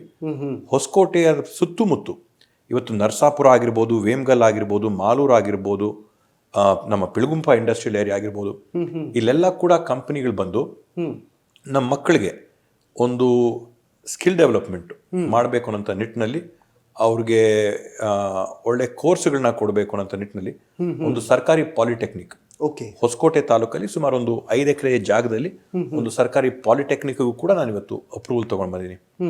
ಈ ರೀತಿಯಾದಂಥ ಹಲವಾರು ಕಾರ್ಯಕ್ರಮಗಳು ಮಕ್ಕಳಿಗೆ ಇವತ್ತು ವಸತಿ ಗೃಹಗಳಾಗಲಿ ಅಂತೇಳಿ, ವಸತಿ ನಿಲಯಗಳಾಗಲಿ ಅಂತೇಳಿ, OBC ಅಂದ್ರೆ ಹಿಂದುಳಿದ ವರ್ಗಗಳದ್ದಾಗಿರ್ಬೋದು ಅಥವಾ ಪರಿಶಿಷ್ಟ ಪಂಗಡಗಳಿಂದ ಆಗಿರ್ಬೋದು, ಒಂದೊಳ್ಳೆ ತರಂತ ಪ್ರಯತ್ನ ಆಗಿರ್ಬೋದು, ಇವೆಲ್ಲವನ್ನೂ ಕೂಡ ನಾವು ಮಾಡಿ ಮೂಲಭೂತ ಸೌಕರ್ಯಗಳನ್ನ ಇಲ್ಲಿ ಯಾವ್ಯಾವ ಥರದಲ್ಲಿ ನಾವು ಒದಗಿಸ್ಕೊಡ್ಬೇಕು ಅವೆಲ್ಲವನ್ನೂ ಕೂಡ ಮಾಡ್ತಾ ಇದ್ದೀನಿ. ರೋಡ್ ಇನ್ಫ್ರಾಸ್ಟ್ರಕ್ಚರ್ ಇದ್ದೇ ಇರುತ್ತೆ, ಎಲೆಕ್ಟ್ರಿಕಲ್ ಇನ್ಫ್ರಾಸ್ಟ್ರಕ್ಚರ್ ನಾವು ಅಪ್ಗ್ರೇಡ್ ಮಾಡ್ತಾ ಇದೀವಿ. ಹೊಸದಾಗಿ 7 ಸಬ್ಸ್ಟೇಷನ್ಗಳನ್ನ, ಒಂದು ಬೃಹತ್ ಸಬ್ಸ್ಟೇಷನ್ ಅಂದರೆ 400 KVA ಸಬ್ಸ್ಟೇಷನ್ ಹಾಕ್ಬಿಟ್ಟು quality of energy, quality of power ಇಲ್ಲಿ ಚೆನ್ನಾಗಿರಲಿ, ಮುಂದಿನ ದಿನಗಳಲ್ಲಿ ಬೆಳವಣಿಗೆ ಆಗಲಿ ಅಂತ. ಮತ್ತೆ ಈಗಾಗಲೇ ಹೇಳ್ದಂಗೆ ಗಾರ್ಡನ್ ಸಿಟಿ ಯೂನಿವರ್ಸಿಟಿ ಅವರು ಬಂದು ಒಂದು ಇಂಜಿನಿಯರಿಂಗ್ ಅಂಡ್ ಮೆಡಿಕಲ್ ಯೂನಿವರ್ಸಿಟಿನ ಸೆಟಪ್ ಮಾಡ್ತಾ ಇದ್ದಾರೆ.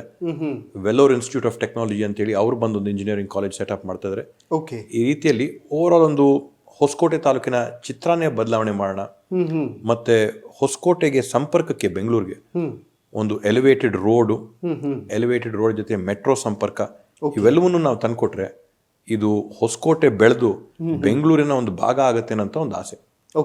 ನಂದಗುಡಿಗೆ ಏನಾದರೂ ವಿಶೇಷ ಇದೆಯಾ ಸರ್? ಯಾಕೆಂದ್ರೆ ನಾನು 1-2 ವರ್ಷ ಇದ್ದೆ ನಂದಗುಡಿಯಲ್ಲಿ. ಈಗ ಆಗ್ಲೇನೆ ಒಂದು ಪ್ರಯತ್ನ ಏನಾಗ್ತದೆ ಅಂದ್ರೆ KPS ಶಾಲೆ ಅಂತ ಹೇಳಿದ್ನಲ್ಲ, ಅಲ್ಲಿ ನಂದಗುಡಿಯಲ್ಲಿ KPS ಶಾಲೆ ಆಗಿದೆ. KPS ಶಾಲೆನ ಮಾದರಿ KPS ಶಾಲೆ ಮಾಡಬೇಕು ಅಂತ ಅನ್ಕೋತಾ ಇದೀವಿ. ಅದ್ರ ಜೊತೆಗೆ ನಂದಗುಡಿಯಲ್ಲಿ ಡಿಗ್ರಿ ಕಾಲೇಜಿನ ಒಂದು ಕೊರತೆ ಇದೆ. ಸೊ ಡಿಗ್ರಿ ಕಾಲೇಜಿನ ನಾವು ನಂದಗುಡಿಗೆ ಒಂದು ಮಾಡ್ಕೊಡ್ಬೇಕಾಗಿದೆ. ಯಾಕಂದ್ರೆ ಆ ಭಾಗ ಸುತ್ತಮುತ್ತ ಶಿಡ್ಲಘಟ್ಟ ಆಗಿರ್ಬೋದು, ಕೋಲಾರ್ನ ಒಂದು ಕೆಲವು ಭಾಗ ಆಗಿರ್ಬೋದು, ಹೊಸಕೋಟೆ ತಾಲೂಕಿನ ಭಾಗ, ಅಲ್ಲೆಲ್ಲ ನಮಗೆ ಒಂದು ಡಿಗ್ರಿ ಕಾಲೇಜಿನ ಕೊರತೆ ಇದೆ.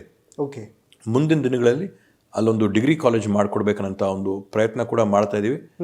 ಆ ಭಾಗದಲ್ಲಿರ್ತಕ್ಕಂಥ ಪಿಳುಗುಂಪ ಇಂಡಸ್ಟ್ರಿಯಲ್ ಏರಿಯಾಗೆ ಮತ್ತೊಮ್ಮೆ ಜೀವ ತುಂಬಿಸಂತ ಒಂದು ಪ್ರಯತ್ನನೂ ಕೂಡ ಮಾಡ್ತಾ ಇದೀವಿ. ಓವರ್ ಆಲ್ ಅಲ್ಲಿರ್ತಕ್ಕಂಥ ನೀರಿನ ಸೌಲಭ್ಯ ಆಗಿರ್ಬೋದು, ಅಥವಾ ಅಲ್ಲಿರ್ತಕ್ಕಂಥ ಸ್ವಚ್ಛತೆ, ಅಲ್ಲಿರ್ತಕ್ಕಂಥದನ್ನ ವ್ಯವಸ್ಥೆನ ಎಲ್ಲ ಸ್ವಲ್ಪ ಸರಿಪಡಿಸ್ಕೊಂಡು ಅದಕ್ಕೊಂದು ಪುನಶ್ಚೇತನ ಮಾಡೋಂಥ ಒಂದು ಕಾರ್ಯಕ್ರಮ ಕೂಡ ಮಾಡ್ತಾ ಇದೀವಿ. ಸರ್, ಇನ್ಫ್ಯಾಕ್ಟ್ ನಿಮ್ಮ ಕ್ಷೇತ್ರದಲ್ಲಿ ಆಕ್ಚುಲಿ ಬಂಗಾರಕ್ಕೂ ಬೆಲೆ ಕಡಿಮೆ ಅನ್ನೋ ರೀತಿಯಲ್ಲಿ ಭೂಮಿಗೆ ತುಂಬ ಬೆಲೆ ಡಿಮ್ಯಾಂಡ್, ಶ್ರೀಮಂತರ ಕ್ಷೇತ್ರ ಅಂತ ಹೇಳ್ತೀವಿ ನಾವು. ಭೂ ಕಬಳಿಕೆ ಪ್ರಕರಣಗಳು ಜಾಸ್ತಿ ಆಗ್ತಾ ಇದೆ. ಯಾರ್ದೋ ಜಮೀನನ್ನು ಯಾರೋ ಬಂದು ಆಕ್ರಮಿಸ್ಕೊಂಡು ನಂದು ಅಂತ ಹೇಳಿ ಹೆದರಿಸುವಂಥ ಪ್ರಯತ್ನಗಳು ನಡೀತಾ ಇದೆ. ನಾನು ಒಂದಷ್ಟು ಉದಾಹರಣೆಗಳನ್ನು ಕೂಡ ಕೊಡಬಲ್ಲೆ, ಅನೇಕ ಉದಾಹರಣೆಗಳಿದೆ, ಆಮೇಲೆ ಹೇಳ್ತೇನೆ. ಸೊ ಆ ಥರದ್ದು ಕೇಸಸ್ಗಳನ್ನು ಹೇಗೆ ಕಂಟ್ರೋಲ್ ಮಾಡ್ತೀರಿ ಅಂತ? ಸರ್, ಈಗ ಈ ಹಿಂದೆ ತಾವು ನೋಡಿದಂಗೆ ಇದು ಕಂದಾಯ ಇಲಾಖೆಯದು ಸಾಮಾಜಿಕ ನ್ಯಾಯ ಒದಗಿಸ್ಕೊಡೋದ್ರಲ್ಲಿ ಪ್ರಮುಖವಾದಂಥ ಪಾತ್ರ ಇರುತ್ತೆ. ಕರೆಕ್ಟ್. ಈ ಹಿಂದೆ ಇದ್ದಂಥ ವ್ಯವಸ್ಥೆಗಳಲ್ಲಿ ತಹಶೀಲ್ದಾರ್ಗಳಾಗಿರ್ಬೋದು, ಅಲ್ಲಿರ್ತಕ್ಕಂಥ RIಗಳಾಗಿರ್ಬೋದು, VAಗಳಾಗಿರ್ಬೋದು, ತಾವು ಹೇಳ್ದಂಗೆ ನೇರವಾಗಿ ಜನರ ಕೆಲಸ ಮಾಡದೆ ಕೆಲವೊಬ್ಬ ಏಜೆಂಟ್ಗಳ ಕೆಲಸ ಅಥವಾ ಪ್ರಭಾವಿಗಳ ಕೆಲಸ ಮಾಡ್ತಾ ಇದ್ರಿಂದ ಭೂಮಿ ಈ ರೀತಿಯಾದಂಥ ಕಬಳಿಕೆ ಆಗ್ತಾ ಇತ್ತು. ಒಂದು ಸಣ್ಣ ಉದಾಹರಣೆ ಕೊಡ್ಬೇಕಂದ್ರೆ ತಾವು ಹೇಳ್ದಂಗೆ ಯಾರೋ ಒಬ್ಬ ಬಡವನಿಗೆ 1994ನೇ ಇಸ್ವಿಯಲ್ಲೋ 96ನೇ ಇಸ್ವಿಯಲ್ಲೋ ಸಾಗುವಳಿ ಚೀಟಿ ಕೊಟ್ಟಿರ್ತಾರೆ.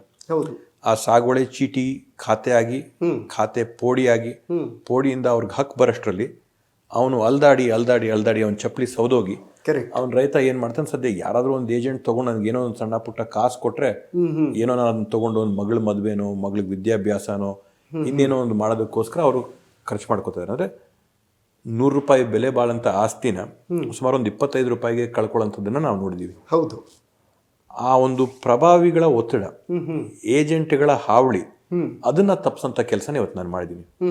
ನೇರವಾಗಿ ಬಡವರು, ರೈತರು, ಓಕೆ, ಕಂದಾಯ ಇಲಾಖೆಯಿಂದ ತಹಶೀಲ್ದಾರ್ ಅವರಾಗಿರ್ಬೋದು, VARI ಗ್ರಾಮ ಸಹಾಯಕ ಆಗಿರ್ಬೋದು, ಅವರೆಲ್ಲರನ್ನೂ ಕೂಡ ಬಡವರ ಕೆಲಸ ಮಾಡಿಕೊಡ್ರಿ ಅನ್ನೋ ನಿಟ್ಟಿನಲ್ಲಿ ಅವ್ರಿಗೆ ಆದೇಶ ಕೊಟ್ಟು ಆ ವ್ಯವಸ್ಥೆನ ಪ್ರತಿ ದಿನ ಕೂಡ ನಾವು ಮಾನಿಟರ್ ಮಾಡಿಕೊಂಡು ಜನಕ್ಕೆ ಅವರ ಒಂದು ಹಕ್ಕನ್ನ ಒದಗಿಸ್ಕೊಡಂತ ನಿಟ್ಟಿನಲ್ಲಿ ಈ ಹಾವಳಿನ ಕಡಿಮೆ ಮಾಡೋಂಥ ಪ್ರಯತ್ನ ನಾವು ಮಾಡಿದ್ವಿ. ಇವತ್ತು ನೀವು ಹೇಳಿದಂಗೆ ಬಂಗಾರಕ್ಕೂ ಕೂಡ ಹೆಚ್ಚಾದಂಥ ಬೆಲೆ ಇವತ್ತು ಭೂಮಿ ಇದೆ ನಮ್ಮಲ್ಲಿ ಹೊಸಕೋಟೆ ತಾಲೂಕಲ್ಲಿ.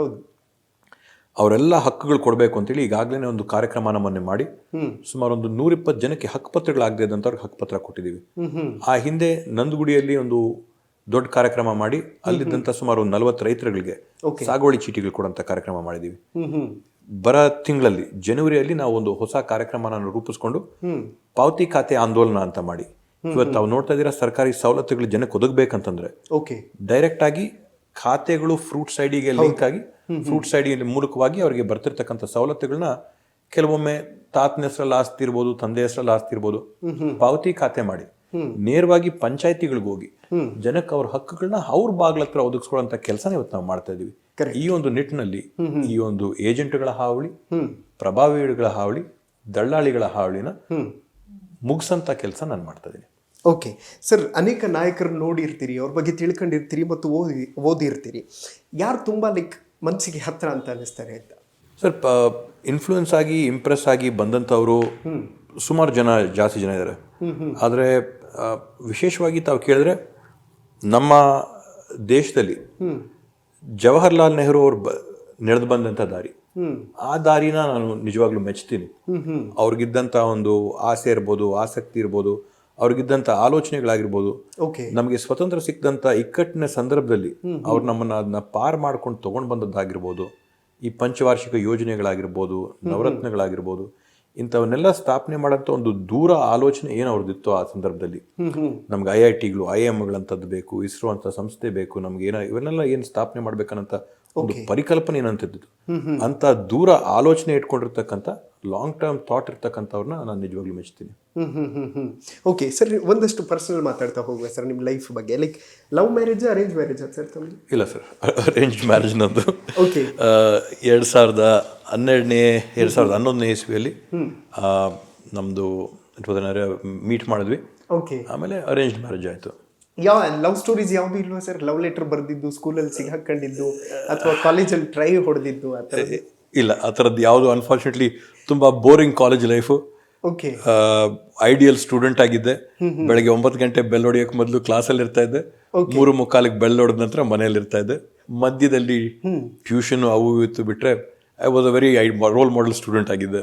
ಓಕೆ, ಆಮೇಲೆ ಹೆದರ್ಕೊಳ್ತಿದ್ರಾ ಅಂತ ಹೆಣ್ಮಕ್ಳು ಲೆಟರ್ ಬರೆಯೋದಕ್ಕೂ? ನಿಮಗೆ ಹೆಣ್ಮಕ್ಳು ಬರೆಯೋದಕ್ಕೆ ಹೆದರ್ಕೊಳ್ತಿದ್ರ ಅಂತ ಹೇಳಿದ್ರೆ ಬಹುಶಃ ಇಲ್ಲ. ಯಾಕಂದ್ರೆ ಎಲ್ಲಿ ಕೂಡ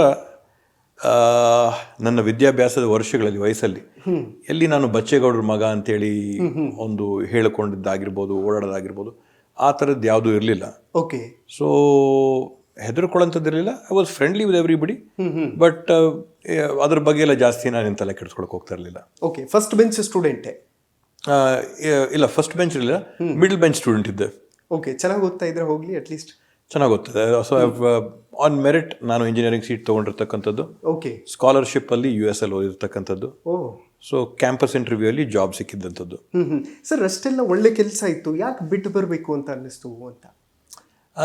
ಸರ್, ಏನೇ ಆಗಲಿ, ಇವತ್ತು ವಿದೇಶಗಳಲ್ಲಿದ್ದರೆ ನೀವೇನೇ ಮಾಡಿ, ಎಷ್ಟೇ ಕಾಸು ಸಂಪಾದನೆ ಮಾಡಿ, ಎಷ್ಟೇ ಅನುಕೂಲವಾಗಿರಲಿ, ಅಲ್ಲಿ ನೀವು ಹೊರಗಿನವ್ರೇನೆ. ಕರೆಕ್ಟ್.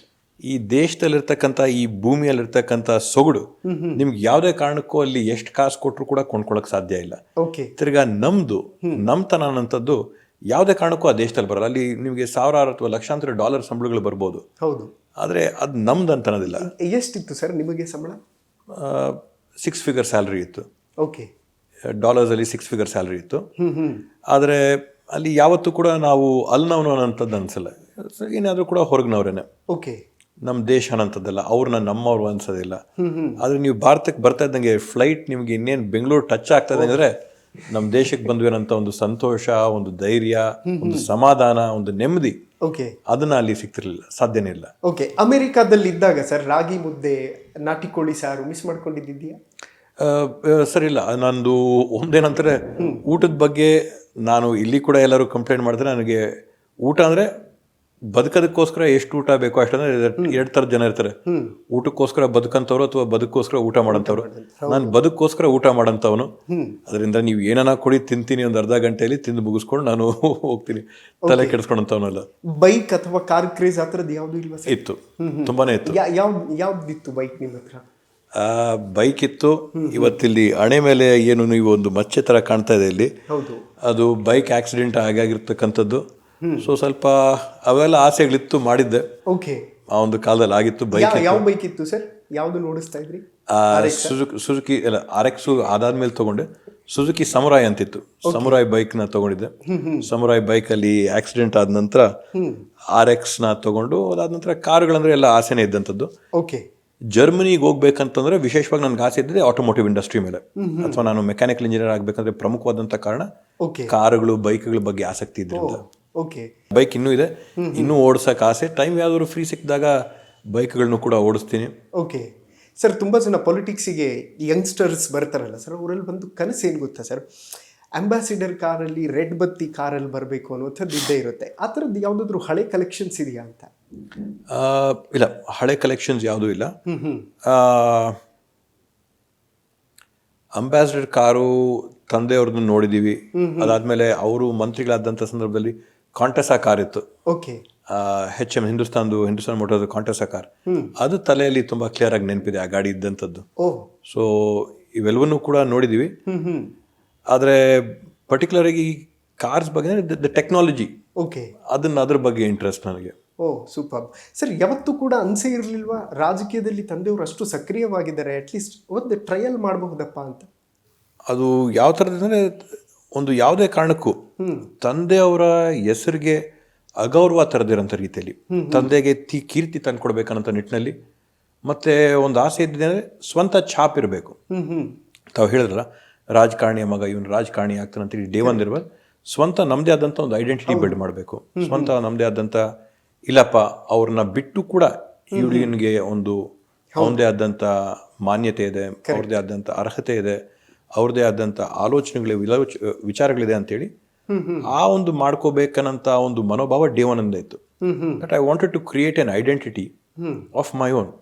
ನನ್ನ ಐಡೆಂಟಿಟಿ ಇವರು ಬಚ್ಚೇಗೌಡರ ಮಗನಂತದ್ದಕ್ಕೆ ಸೀಮಿತ ಆಗೋದ್ರೆ ಅದು ನನಗೆ ಸಾಲದೇ ಆಗಿತ್ತು. I wanted my identity. Okay, in fact ನೀವು ಕ್ರಿಯೇಟ್ ಕೂಡ ಮಾಡ್ಕೊಂಡಿದ್ದೀರಿ. So the idea was, so I think ತಾವು ಪೊಲಿಟಿಕ್ಸ್ ಇಂದ ಯಾಕೆ ದೂರ ಇದ್ರಿ ಅಂತ ಹೇಳಿದ್ರೆ, ಬಹುಶಃ ನಾನು ಭಾವಿಸೋಂಥದ್ದು ಅದೊಂದು ನಂದು ಕ್ಲಿಯರ್ ಕಟ್ ಪಿಕ್ಚರ್. ಐಡೆಂಟಿಟಿ ನಮ್ದು ಕ್ರಿಯೇಟ್ ಮಾಡಿದ ನಂತರ maybe politics. But if you just try to be an shadow of someone, ಯಾರ್ದೋ ಇಮೇಜಲ್ಲೇ ನಾನು ಮೋಲ್ಡ್ ಆಗಬೇಕು, ಅವ್ರ ಛಾಯೆ ಇದ್ದಂಗೆ ನಾನು ಇರಬೇಕು ಅಂತಂದರೆ ಬಹುಶಃ ಅದು ನನಗೆ ಸಮಾಧಾನ ಇಲ್ದಿದ್ದಂಥದ್ದು. ಓಕೆ ಸರ್, ತಮಿಳುನಾಡು ಪೊಲಿಟಿಕ್ಸ್ಗೂ ಮತ್ತು ಹೊಸಕೋಟೆಯಲ್ಲಿ ನಡೆಯುವಂಥ ಪೊಲಿಟಿಕ್ಸ್ಗೂ ತುಂಬ ಇಂಟ್ರೆಸ್ಟಿಂಗ್ ಅಂತ ಅನಿಸುತ್ತೆ ಸರ್ ಕೆಲವೊಂದು ವಿಚಾರಗಳು. ನೀವು ಅಬ್ಸರ್ವ್ ಮಾಡಿದ ಹಾಗೆ ಯಾವತ್ತಾದ್ರೂ ಲೈಕ್ ಕಂಪ್ಯಾರಿಟಿವ್ಲಿ ನೋಡಿದ್ರಾ ಅಂತ? ಅದರಲ್ಲಿ ನೀವು ನೋಡ್ಬೇಕಂದ್ರೆ ನಮ್ಮಲ್ಲಿ ಇದು ಕಟ್ಔಟ್ ಮತ್ತು ಫ್ಲೆಕ್ಸ್ ಕಲ್ಚರ್ ಇದೆ. ಐ ಥಿಂಕ್ ನೀವು ಹೇಳಿದಾಗೆ 224 ಕ್ಷೇತ್ರಗಳಲ್ಲಿ ಆ ಕಟ್ಔಟು, ಫ್ಲೆಕ್ಸು, ಡೆಕೋರೇಷನ್ಸು, ಆ ಒಂದು ಕಲ್ಚರು ಕ್ರೇಜು ನಮ್ಮಲ್ಲಿ ಸ್ವಲ್ಪ ಆ ಒಂದು ತಮಿಳ್ನಾಡು ಸ್ಟೈಲಲ್ಲಿ ಇರ್ತಕ್ಕಂಥ ಒಂದು ಇದಿದೆ. ಓಕೆ, ನಾವು ಆ್ಯಕ್ಚುಲಿ ಚಿಕ್ಕವರಿದ್ದಾಗ ಸರ್ ಬಚ್ಚೇಗೌಡ ಸರ್ದು ಅನ್ಸುತ್ತೆ ದೊಡ್ಡ ಕಟೌಟ್ ಹಾಕಿ ಅದಕ್ಕೆ ಹಾಲಿನ ಅಭಿಷೇಕ ಮಾಡಿದ್ರು ನಂದಗುಡಿಯಲ್ಲೇ. ನನಗೀಗಲೂ ನೆನಪಿದೆ, ಆಗ ಸ್ಕೂಲಿಗೆ ಹೋಗ್ತಾ ಇದ್ವಿ ನಾವು.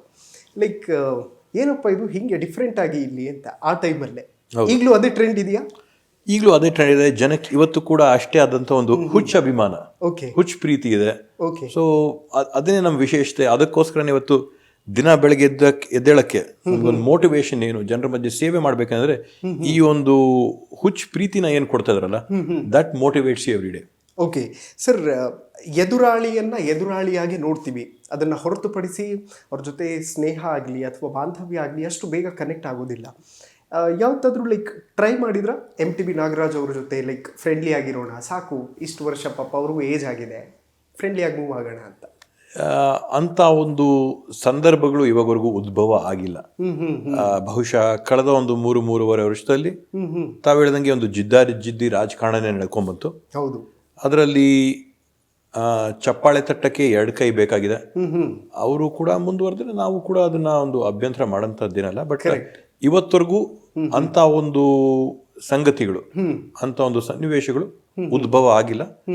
ಬಹುಶಃ ಅದ್ರ ವಿರೋಧಿ ಕೂಡ ನಾನೇನಲ್ಲ. ಓ ಅಮೇಝಿಂಗ್ ಸರ್. ಎಲ್ಲೋ ಒಂದು ಕಡೆ MTB ನಾಗರಾಜ್ ಅವರಲ್ಲಿ ಒಂದು ಫೀಲ್ ಇದೆ, ಅವ್ರ ಮಗ ಪುರುಷೋತ್ತಮ್ ಇನ್ನೂ ಕೂಡ ಬೆಳಿಬೇಕಿತ್ತು, ಕಾರ್ಪೊರೇಟರ್ಗಷ್ಟೇ ಸೀಮಿತ ಆದರು ಅಂತ. ಲೈಕ್ ನೀವೇನು ಅಡ್ವೈಸ್ ಮಾಡ್ತೀರಿ ಅಂತ? MTB ನಾಗರಾಜ್ ಅವರು ಅವ್ರ ಮಗನಿಗೆ ಸಲಹೆ ಕೊಟ್ಟರೆ ಈಸ್ ಸಫಿಷಿಯಂಟ್ ಅಂತ ನನಗನ್ಸುತ್ತೆ. ಅಮೇಝಿಂಗ್. ವೆಲ್ ಸರ್, ಫೈನಲಿ ಕಾರ್ಯಕ್ರಮದ ಮುಖಾಂತರ ಏನು ಹೇಳೋದಕ್ಕೆ ಇಷ್ಟಪಡ್ತೀರಿ ಸರ್? ಇವತ್ತು ಕಾರ್ಯಕ್ರಮದ ಮುಖಾಂತರವಾಗಿ ನನ್ನ ಒಂದು ಸಂದೇಶ ಏನಂತಂದರೆ, ಇವತ್ತು ನಾವು ನೋಡ್ತಾ ಇದ್ದಂಗೆ ಜನಕ್ಕೆ ರಾಜಕೀಯದಲ್ಲಿ ರಾಜಕೀಯದಲ್ಲಿ ಒಂದು ಇಂಟ್ರೆಸ್ಟು ಕರೆಕ್ಟ್ ಕಡಿಮೆ ಆಗ್ತಾ ಇದೆ. ಹೌದು, ಎಲ್ಲರೂ ಕೂಡ ರಾಜಕೀಯದಲ್ಲಿ ಸಕ್ರಿಯವಾಗಿ ಪಾಲ್ಗೊಳ್ಬೇಕಾಗಿದೆ. ಅದನ್ನ ಕೆಲವೊಂದು ವರ್ಗಕ್ಕೆ, ಕೆಲವೊಂದು ಜನಕ್ಕೆ ನಾವು ಸೀಮಿತ ಮಾಡಿದ್ರೆ ಅದು ಸಾಲದು.